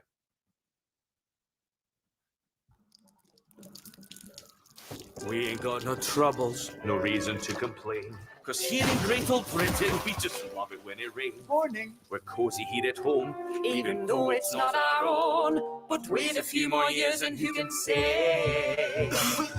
Everything is just fine. Everything is grand. Your life can get no better when you're living by the letter in this pleasant land. Everything is just fine. Everything is great. The streets can't get no cleaner, nor the rat meat any leaner. No, life is just first rate. Everything is just fine. These fish fingers are a steal. Prices up a smidge. Just 100 quid a meal. Empty purse, but hey, could be worse if there was nothing in the fridge. You think they use AI for this? It looks like all these humans are AI. I'm not going to lie. Strategic realignment means I get to work for myself. Yeah! Paying off my law degree with tips from each delivery. Excuse me, sir, I have your tandoori. Everything is just fine. Everything is grand. Your life can get no better when you're living by the letter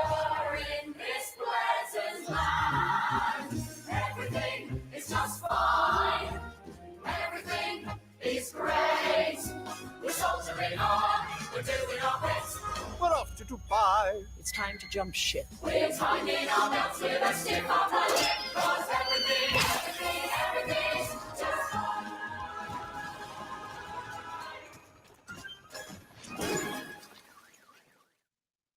Okay, I would have banned that ad because it's cringe, not because it critiques the UK government, but goodness gracious, was that cringe, bro. Holy crap. But I mean, I get the point that they're trying to make. Everything is obviously not fine. And their argument is, hey, if everything is fine, then we don't need a new economic paradigm by which we value society. And obviously Coinbase takes the opposite perspective, given they are, heavy in the idea of financial democratization and the current system kind of ruining via inflation and all these other different mechanics of the traditional financial ecosystem, people's lives. Now, that itself is pretty damn cringe. The musical part, I don't love that, even though High School Musical is top 10 movie of all time. I don't care what anyone says, but still, that one wasn't that good of a song. Anyway, that was the thing that got banned. Now, although I think it's cringe, does it deserve to get banned? No, I don't think that should get banned. It's also not even that bad, bro. Coinbase right here, 329. It's not like, look, it's cringe. Like, objectively, we could say it's cringe, but it's not like out here just like sticking a middle finger up to the UK government and calling out all these different people. Like, it's doing it in a satirical way, right? So that getting banned really does set a weird precedent. And look, the United States has our own issues. I'm not trying to say the United States is the best. We have our own issues as well. But yeah, it wouldn't necessarily ban an ad just because of its critique of the financial system. Coinbase right here is up 6.2% today. Coinbase was at 440. This one took a bit of a hit over the past couple of weeks. Robinhood right here, 116.20. AMD 177, and then Palantir just below 186 as well. You've only seen 10 movies. Actually, with High School Musical 1, 2, and 3, it's 13 movies. Okay. So it's technically not just 10. Also, I did watch a Rush Hour over the weekend. Not my first time, but it was nice to catch up on Rush Hour. So I was technically falling asleep while it was on TV, but still, like, it counts as like it was on, and I saw a couple scenes, but yeah, I did see that over the weekend. Soundhound, 16%. Soundhound, 16%. All right, let's see if Trump is taking Q&A and if we get any updates on this Nvda AMD stuff. We're going to make it smart. We're going to make it beautiful, so beautiful. Some of the buildings, we're going to add to it. You see what we've done at the White House. White House is a whole different building. I do that in my part-time because it's a natural instinct as a real estate person. I was very good at that, and I was very good at fixing things up. I like fixing things up. You see what's happening. The marble floors are being reinstalled, renovated, fixed. The whole place is becoming very beautiful. We're going to be adding a magnificent ballroom, most beautiful ballroom, I think, anywhere. We need it. I would have certainly loved to have had it today. I think we would have filled it up. A lot of you are standing outside, can't get in this room. I've never seen the room like this, which tells me that you want to talk about, I mean, this was a DC news conference. It tells me that you want to talk about crime in DC and beautification of DC, but I'm going to put that's easy. And I think, frankly, fixing the crime with the pros, fixing the crime is easy too. A person who I've known for a long time, and she's been incredible. She was a fantastic. All right, so we have no Q&A yet. It's just Trump rambling about rambling and DC. So I guess we'll wait until we get some of that Q&A stuff, and we'll see what he has to say. I mean, I care about the Nvidia AMD question. We don't really know if we're going to get that question asked or some of those answers, but we'll see what he ends up saying. Overall, markets again, 2 hours into the open, I mean, relatively green. S&P's flat, SoFi's up, Hood's up, BMNR is up. BMNR is getting sold off right here. People are taking some profits, which is normal. It was up 30%, now it's up 22%. The volatility is what you pay for, which is why people like the name. UNH up 1%, and then Coinbase up 6%, Trade Desk up 2%, Soundhound up 15%. Metaplanet completely failed. Can we look at Metaplanet? I have not looked at this stock in a while. Last time we looked at it was like 2 months ago. It's still up 220% year to date. Okay, so that one, this is like Japan's biggest Bitcoin treasury. Past month, it's down 30. Past 6 months, it's up 40%. I wouldn't say that's a failure. I mean, if you bought this thing at 220 in January and it's at $7, now it's not at 15 anymore like it was in May. So it's down 15%, 50% from May. That does suck. But it's still up a lot year to date.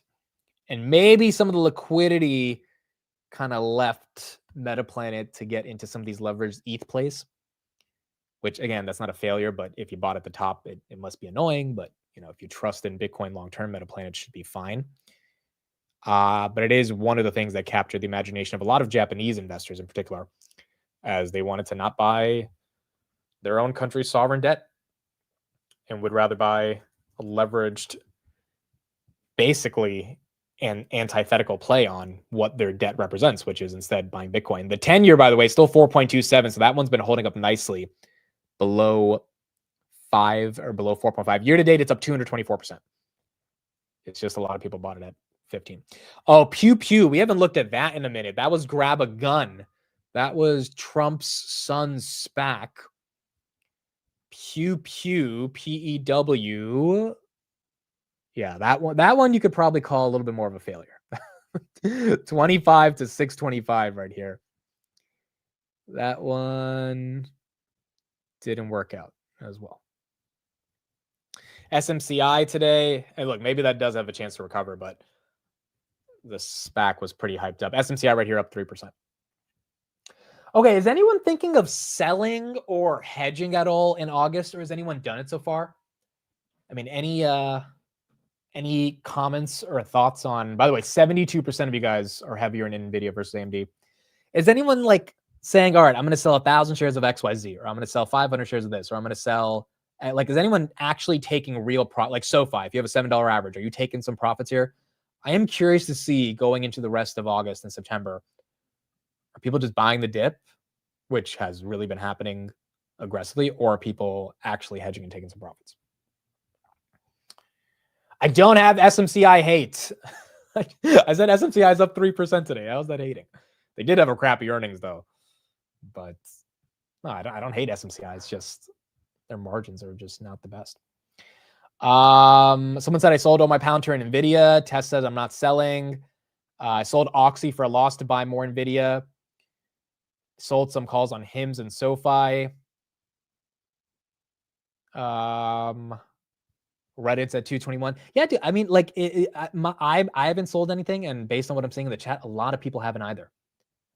And it's like, the bull market continues. People are ready to buy dips, and if we do get a nasty dip, that probably is going to lead to people being excited to take advantage of that, which is, obviously not the craziest thing in the world. Trimmed BMNR in hopes of dilution dip. I mean, yeah, we could see that. I don't know when we would see that, but obviously that is possible to see. Here's a stat that's really interesting around unemployment. Steve and I were talking a lot about unemployment last night.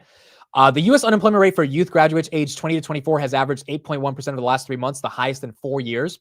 It's risen by 2 percentage points over the last 19 months. This matches levels seen during 2008, and it's far above levels in 2001.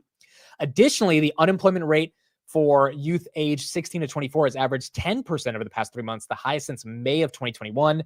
Since April 2023, the youth jobless rate is up 3.4 percentage points. Now, this is youth unemployment.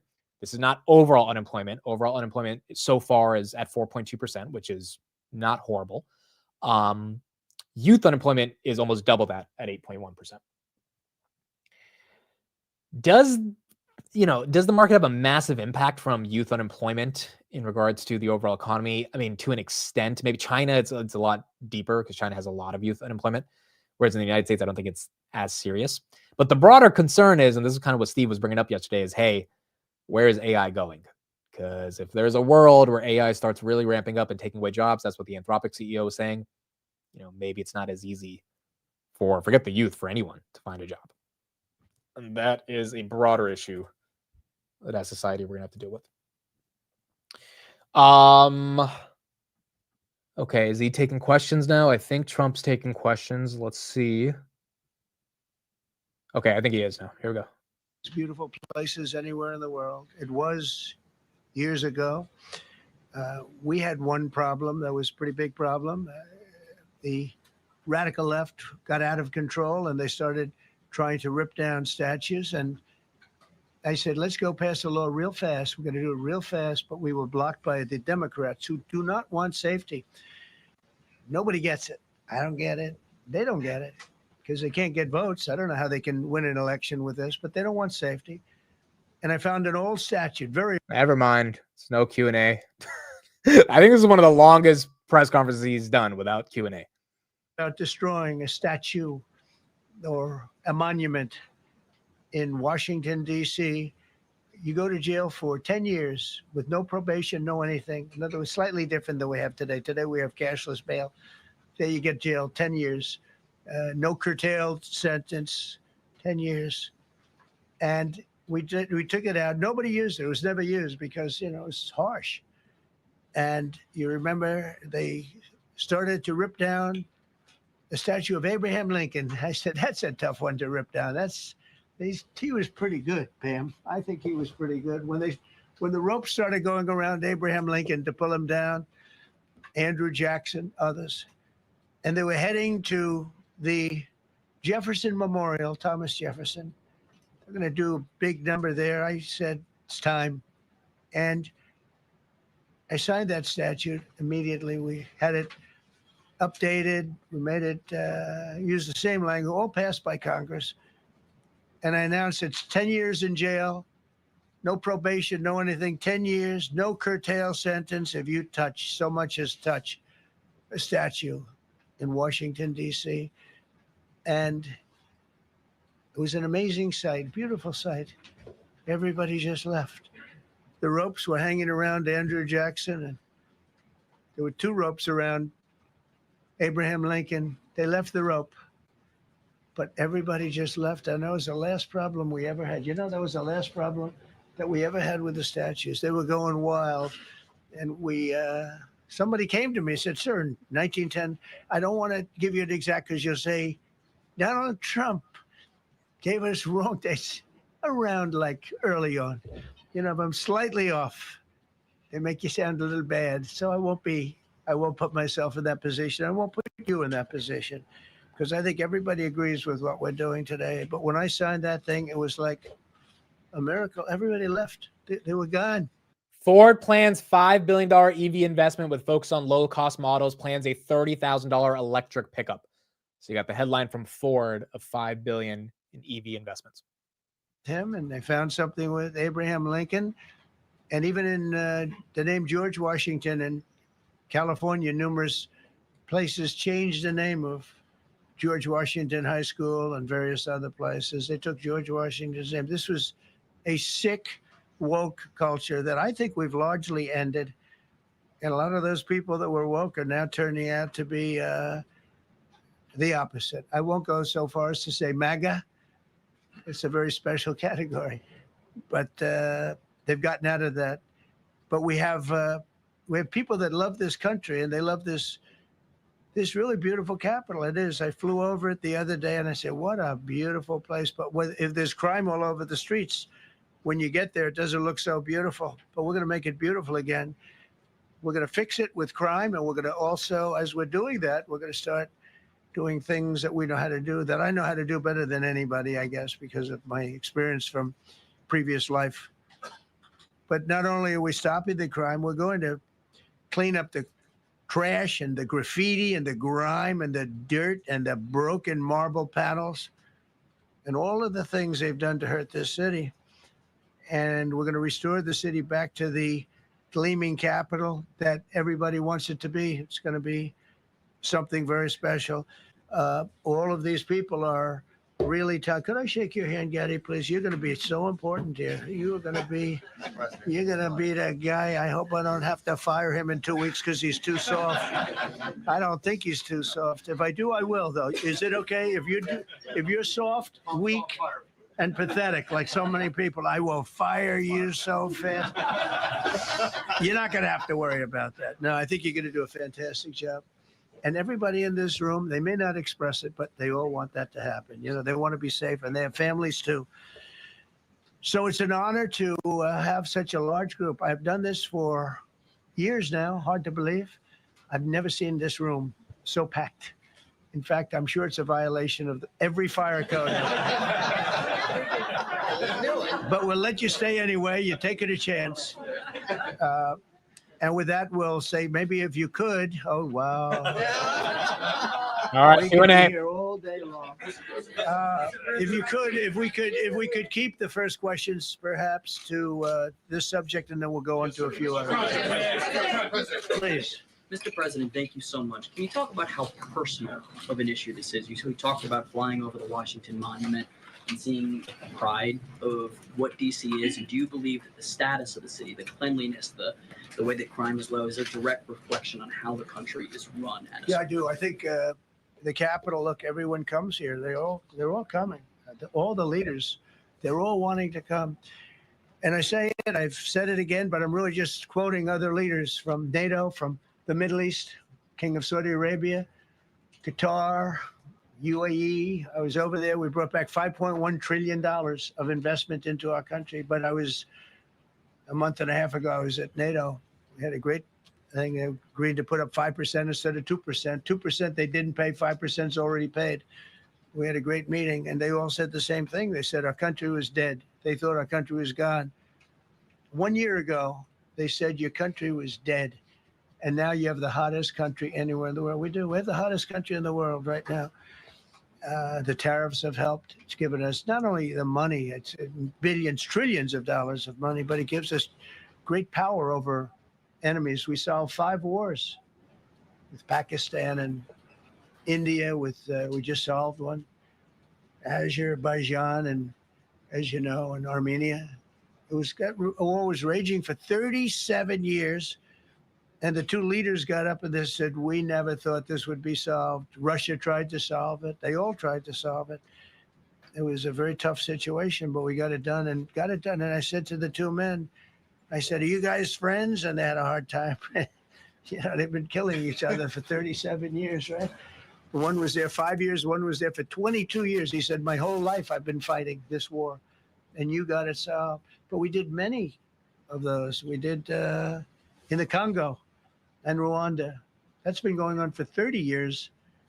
8 to 9 million people killed that they know of, but it was raging, and we got that solved. We got a lot of them done. It's a great honor. But you want to have, when they come, the leaders come to our country to sign documents that the war is over or whatever, or for other reasons. They come for trade. And you want them to come through so beautifully. You ride down those roads, everything should be perfect.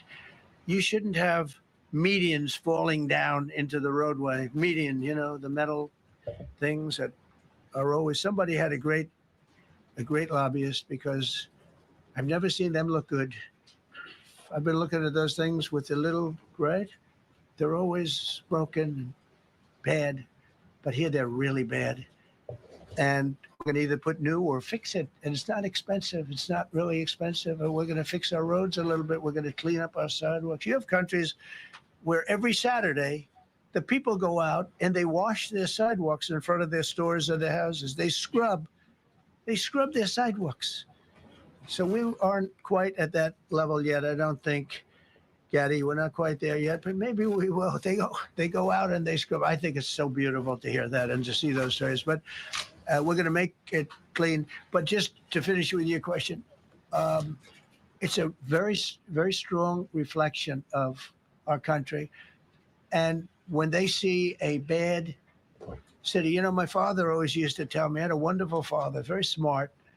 And he used to say, son, when you walk into a restaurant and you see a dirty front door, don't go in. Because if the front door is dirty, the kitchen's dirty also. Same thing with the Capitol.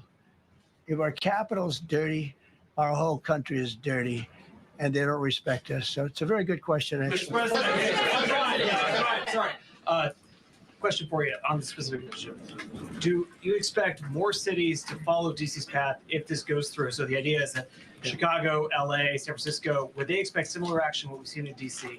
And the other question, sir, there's reporting that the administration is going to reclassify marijuana. Would that send mixed messages that if marijuana is okay, some drugs are okay, but we're trying to clean up crime? How do they go hand in hand? We're only looking at that. That's early, but somebody reported it, which is fine. We're looking at it. Some people like it, some people hate it. Some people hate the whole concept of marijuana because if it does bad for the children, it does bad for people that are older than children. But we're looking at reclassification, and we'll make a determination over the next few weeks. And that determination hopefully will be the right one. It's a very complicated subject, the subject of marijuana. I've heard great things having to do with medical, and I've had bad things having to do with just about everything else. But medical and, for pain and various things, I've heard some pretty good things. But for other things, I've heard some pretty bad things. The other part of your question, I mean, we're just going to see what happens with it all. We're going to have a tremendous success in what we're doing. Other cities are hopefully watching this. They're all watching, just like everyone's watching here. They're all watching, and maybe they'll clean up, and maybe they'll do this and get rid of the cashless bail thing and all of the things that caused the problem. I mean, if you go back, this whole thing with cashless bail is a disaster. So many problems came that we never had before. So they're watching us today, and if they don't learn their lesson, if they haven't studied us properly, because we're going to be very successful. I have zero doubt about that. It's going to be. It's a question of will it be really fast, like the border.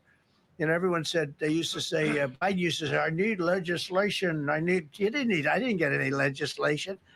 I called up our people, and we did a great job. Tom Homan was great. As you know, our secretary did a great job. They did a great job. There's no games. They didn't play games. And we're going to have the same thing here.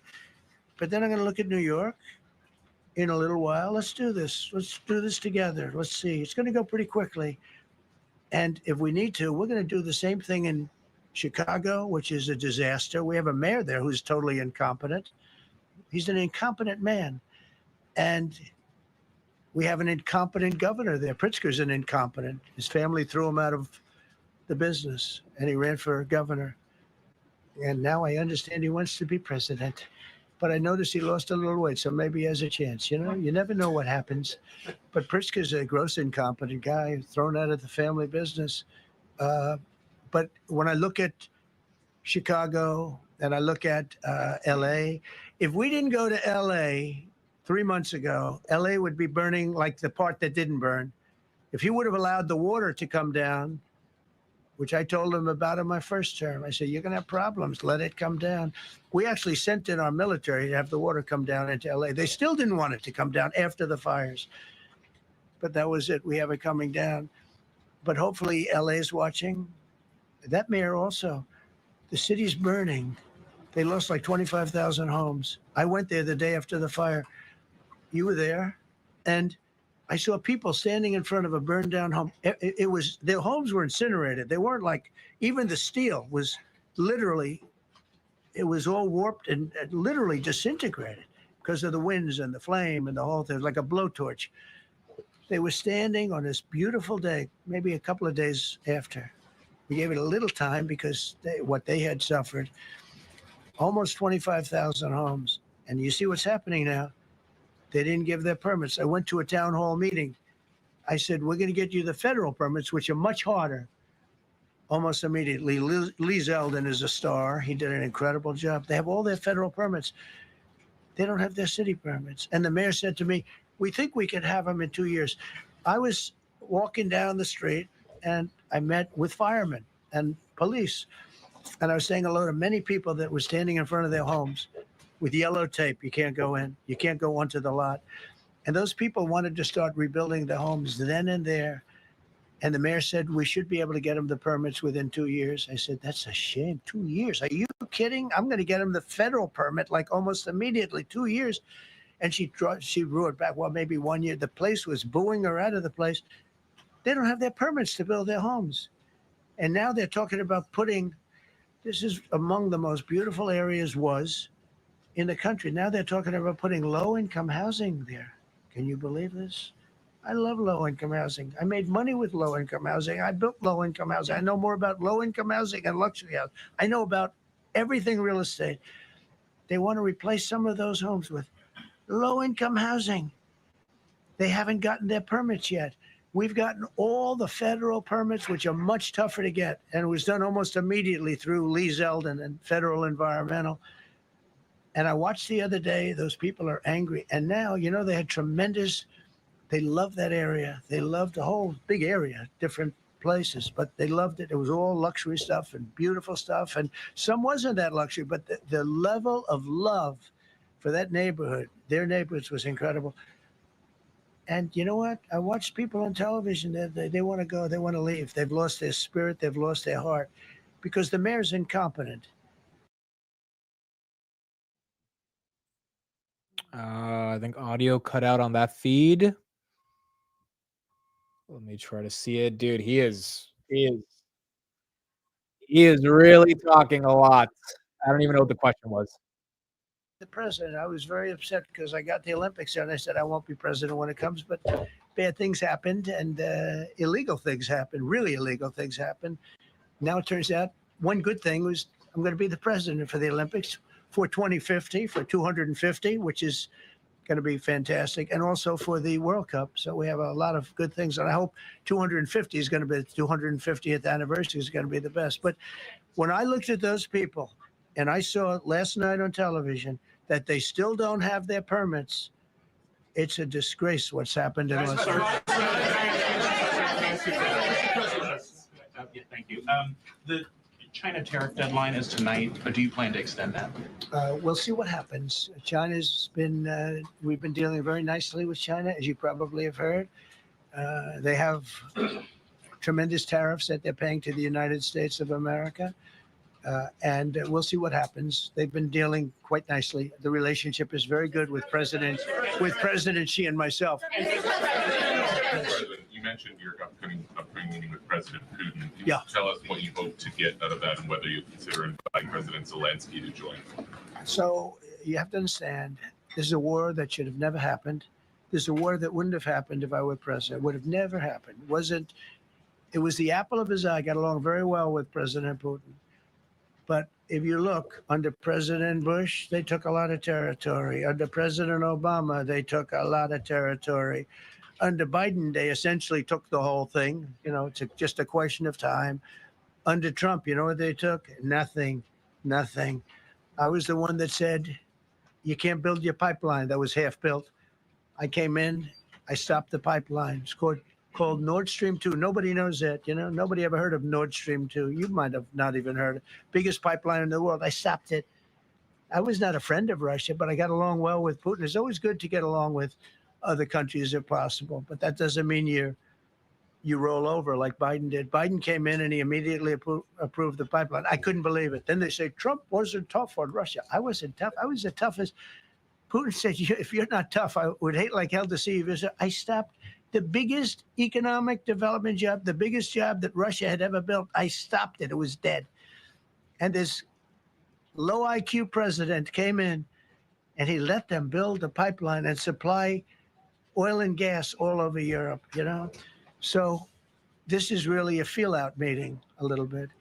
And President Putin invited me to get involved. He wants to get involved. I believe he wants to get it over with. Now, I've said that a few times, and I've been disappointed because I'd have like a great call with him, and then missiles would be lobbed into Kiev or some other place, and you'd have 60 people laying on a road dying. I said, that's cold. That's cold. But it's a violent war. 5,000 to 7,000 people a week are dying. And you know, there's nobody from here. They're all Russian and Ukrainian people, and some people from the cities, much smaller number, but still, those missiles do damage and they kill a lot of people, but mostly soldiers. And they're young soldiers, although in the case of Ukraine, they're getting much older. They're drafting 60-year-olds now. It's a terrible thing to witness, and I think I have an obligation. Look, this is Joe Biden's war. This is not my war. I made a deal with NATO a month ago. You covered it very accurately, actually. We don't pay anything anymore. You know, we're not paying anything. They are buying things from us, and NATO is paying us. I got it raised from 2% of GDP to 5%. And they're paying us for everything that we send. We're not paying. But Biden approved $350 billion. Europe has spent $100 billion. The money that's been spent and the death is incredible. It's the worst thing that's happened, by far the worst that's happened since World War II. So I'm going in to speak to Vladimir Putin, and I'm going to be telling him, you got to end this war. You got to end it. And he wasn't going to mess with me. This war would have never happened. You know, we had a discussion about it one time, and we never had that discussion again. Would have never happened. And when the election was rigged, and then Biden took office, which was barely took office, the auto pen took office, bad things started happening. Bad things, stupid things were said, and it ended up in a war. And you know, and I don't believe this will happen anymore because I have that pretty well covered. This could end up in a third world war. This could have been a third world war. I don't think that's going to happen now. But I thought it was very respectful that the president of Russia is coming to our country as opposed to us going to his country or even a third party place. But I think we'll have constructive conversations. Then after that meeting, immediately, maybe as I'm flying out, maybe as I'm leaving the room, I'll be calling the European leaders who I get along with very well. And, you know, I have a great relationship, I think, with all of them. And I get along with Zelensky, but, you know, I disagree with what he's done. Very, very severely disagree. This is a war that should have never happened, wouldn't have happened. But I'll be speaking to Zelensky. The next meeting will be with Zelensky and Putin, or Zelensky and Putin and me. I'll be there if they need, but I want to have a meeting set up between the two leaders. I was a little bothered by the fact that Zelensky was saying, well, I have to get constitutional approval. I mean, he's got approval to go into war and kill everybody, but he needs approval to do a land swap because there'll be some land swapping going on. I know that through Russia and through conversations with everybody to the good, for the good of Ukraine. Good stuff, not bad stuff. Also, some bad stuff for both. So there's good and there's bad. But it's very complex because you have lines that are very uneven. And there'll be some swapping. There'll be some changes in land. And the word that they will use is, you know, they make changes. We're going to change the lines, the battle lines. Russia's occupied a big portion of Ukraine. They've occupied some very prime territory. We're going to try and get some of that territory back for Ukraine. But they've taken some very prime territory. They've taken largely ocean, you know, in real estate, we call it oceanfront property. That's always the most valuable property. If you're in a lake, a river, or an ocean, it's always the best property. Well, Ukraine, a lot of people don't know that Ukraine was largely 1,000 miles of ocean. That's gone. Other than one small area, Odessa, it's a small area. There's just a little bit of water left. So I'm going to go and see the parameters. Now, I may leave and say, good luck, and that'll be the end. I may say this is not going to be settled. I mean, there are those that believe that Putin wanted all of Ukraine. I happen to be one of them, by the way. I think if it weren't for me, he would not be even talking to anybody else right now. But I'm going to meet with him. We're going to see what the parameters are. I'm then going to call up President Zelensky and the European leaders right after the meeting, yeah. And I'm going to tell them what kind of a deal. I'm not going to make a deal. It's not up to me to make a deal. I think a deal should be made for both. I think Russia has to get back into building their country. It's a massive country. I think they have 11 time zones, if you can believe it. It's a massive, it's by far, from the standpoint of land, it's by far the largest. They have tremendous potential in Russia to do well. They're not doing well. Their economy is not doing well right now because it's been very well disturbed by this. It doesn't help when the president of the United States tells their largest or second largest oil buyer that we're putting a 50% tariff on you if you buy oil from Russia. That was a big blow. And then they say, gee, he wasn't so tough. Nobody else would have done that. And I haven't stopped there. I mean, look, I was all set to do things far bigger than that. But I got a call that they'd like to meet, and I'm going to see what they want to meet about. I'd like to see a ceasefire. I'd like to see the best deal that could be made for both parties. You know, it takes two to tango, right? So ultimately, I'll have a meeting next week. I had a great relationship with him, considering the fact that, you know, I was not nice to him because of the pipeline. I ended the pipeline. I also gave the javelins. Do you ever hear of a javelin? Javelin is called a tank buster. They say that Obama gave them sheets and I gave them javelins. if it weren't for me, all those tanks that were destroyed at the first days of the war because the tanks got stuck in the mud, some commander made a better. They would have been in Kiev in 4 hours going down the highway. But a Russian general made a brilliant decision to go through the farmland instead. And they just had torrential rains, and the rains were so bad, and it was mud, and those tanks got stuck in the mud. I don't know who that general is, but knowing Vladimir, he's probably not around any longer because all those tanks were stuck in the mud, and they went along with the javelins. I gave them the javelins. You know that, right? I gave them javelins. They gave them sheets. But I'm going to meet with President Putin, and we're going to see what he has in mind. And if it's a fair deal, I'll reveal it to the European Union leaders and to the NATO leaders and also to President Zelensky. I think out of respect, I'll call him first. And then I'll call them after. And I may say, lots of luck, keep fighting. Or I may say, we can make a deal. If not, I will tell you this. I've seen a poll coming out of Ukraine. 88% of the people would like to see a deal made. And if you go back 3 years, everybody was gung-ho for war. Everybody's gung-ho for war until you have it. It's an amazing thing. I had it with a couple of countries where I couldn't get a deal done with one particular country. And I just couldn't. The guy's great. He's a friend of mine. Great. Good leader. Tough as hell. I couldn't get the deal done. And then he went into war for a short period of time. You know where I'm talking about. First term. And it was nasty. Guys being killed all over the place. And he went through 1 week of war, and I was able to get the. All right. I think that's it. I have to get out of here as well soon. Yeah, we didn't get any AMD NVIDIA questions. I mean, that was the start of Q&A, guys. That was the second question. So, by the way, the weed ETF is up 15% today. I don't know why the weed ETF is up 15%, especially if Trump cracks down on weed a little bit more. That seems bearish, but that one's up 15%. Everything else kind of holding its own as it was in the morning. Bitmine back up to 31%, S&P 637. I don't know how long this press conference is going to go for. It's been an hour of him talking and about 15 minutes of him answering the second question. A lot of you guys saying he can yap more than me. I think he can. And at his age, dude, Trump's going to be 80, I think. Or did he already turn 80? How old is, I think he's how old is Trump? But 79. So yeah, he's 79 and he can talk that long.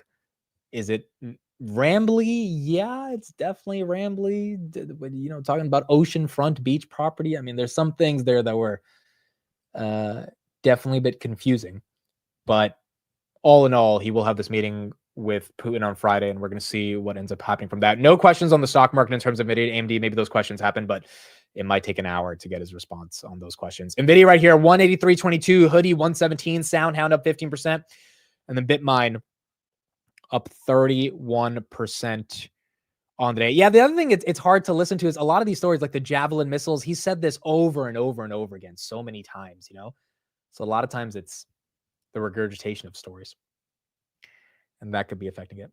Trump is looking at easing weed regulations. Is that why it's up? My interpretation was Trump is looking to be a bit more aggressive on weed and more tough on drugs. If it's the opposite of that, then that makes sense why weed, the ETF, which I don't even know what's in this ETF because weed stocks, they kind of had a thing in 2020. Now they're not that exciting. That's up 16%. But if that's the case, then you might be getting green. Is he talking NVIDIA? Is he talking NVIDIA right when I left? Of course he does. All right, let's go back. Let's see if we can actually get an NVIDIA question, and then I'll be done for the day. Let's pull this up. And let's see. Here we go. This is an old chip. Probably in the first 2 minutes, I'll know exactly whether or not a deal can be made. How will you know that? Because that's what I do. I make deals. Please go ahead. Yeah, thank you, Mr. President. I'm going to ask you two questions, one about China, one about Russia, if I could. On China, your administration agreed to send the most advanced or advanced NVIDIA and AMD chips. No, obsolete. No. Obsolete chip. Well, and then 15% of the profits. You mean the 20s? No. This is an old chip that China already has. And I deal with Jensen, who's a great guy, and NVIDIA. The chip that we're talking about, the H20, it's an old chip. China already has it in a different form, different name, but they have it. Or they have a combination of two will make up for it and even then some. Now, Jensen Jensen's a very brilliant guy, and Jensen also has a new chip, the Blackwell. Do you know what the Blackwell is? The Blackwell is super duper advanced. I wouldn't make a deal with that, although it's possible I'd make a deal, a somewhat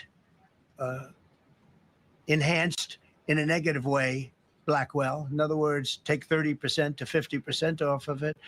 But that's the latest and the greatest in the world. Nobody has it. They won't have it for 5 years.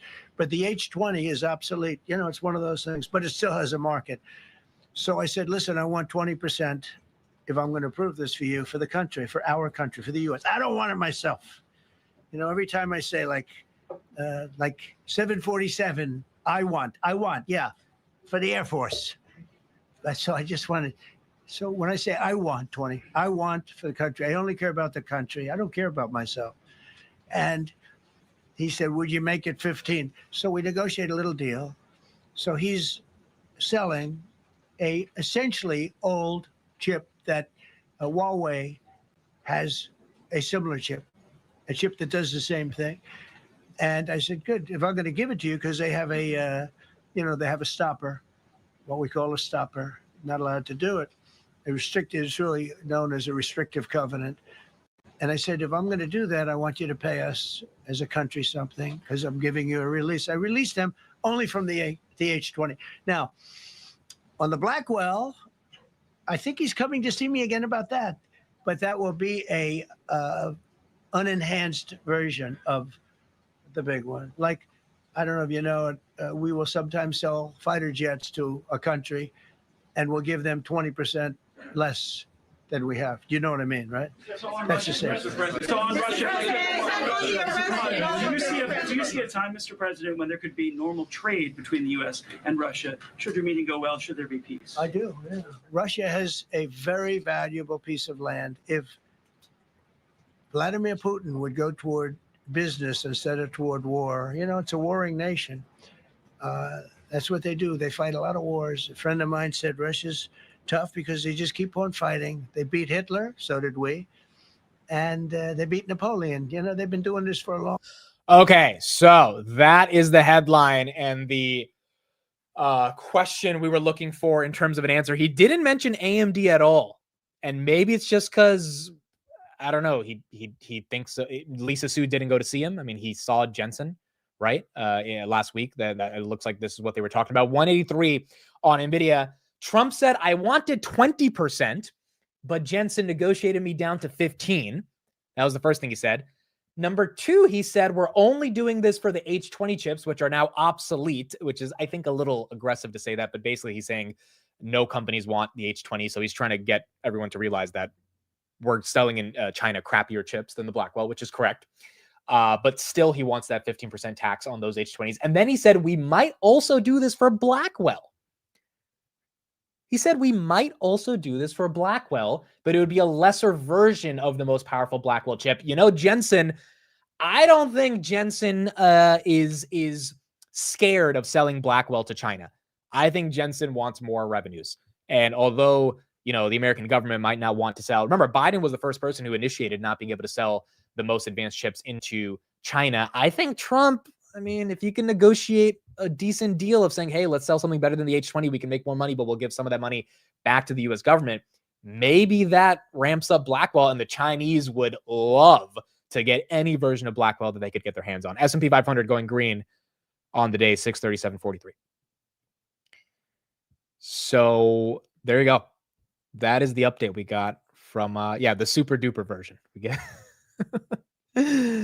There you go. Trump talking about Blackwell. I mean, it seems like when Jensen visited him the day before Tim Cook visited him, this was the discussion.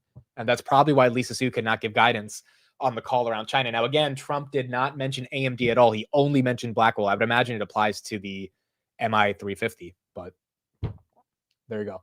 That's what you got on Nvidia, AMD. BMNR, that's getting a little bit of a pump right now as well.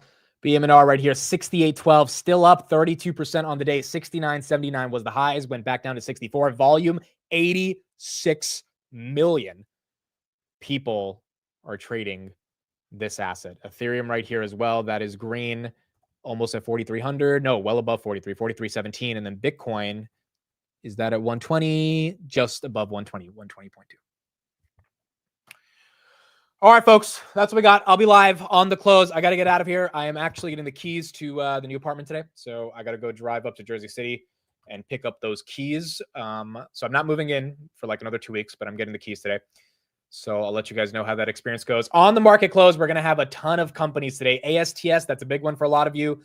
Big Bear AI, you know, that's a big one for a lot of you. Oklo Energy, big. And then Archer, I know that's also big for a lot of you. So those 4 companies will be important on the market close, and we'll be taking a look at them as well when we get into it. All right, folks, thank you. Appreciate it. I will see you guys back on the market close in a couple hours, and we'll see whatever else Trump says on this Nvidia AMD stuff throughout the rest of the day, and we'll keep going from there. All right, thank you, everybody. I'll see you guys on the market close. Bye, everyone.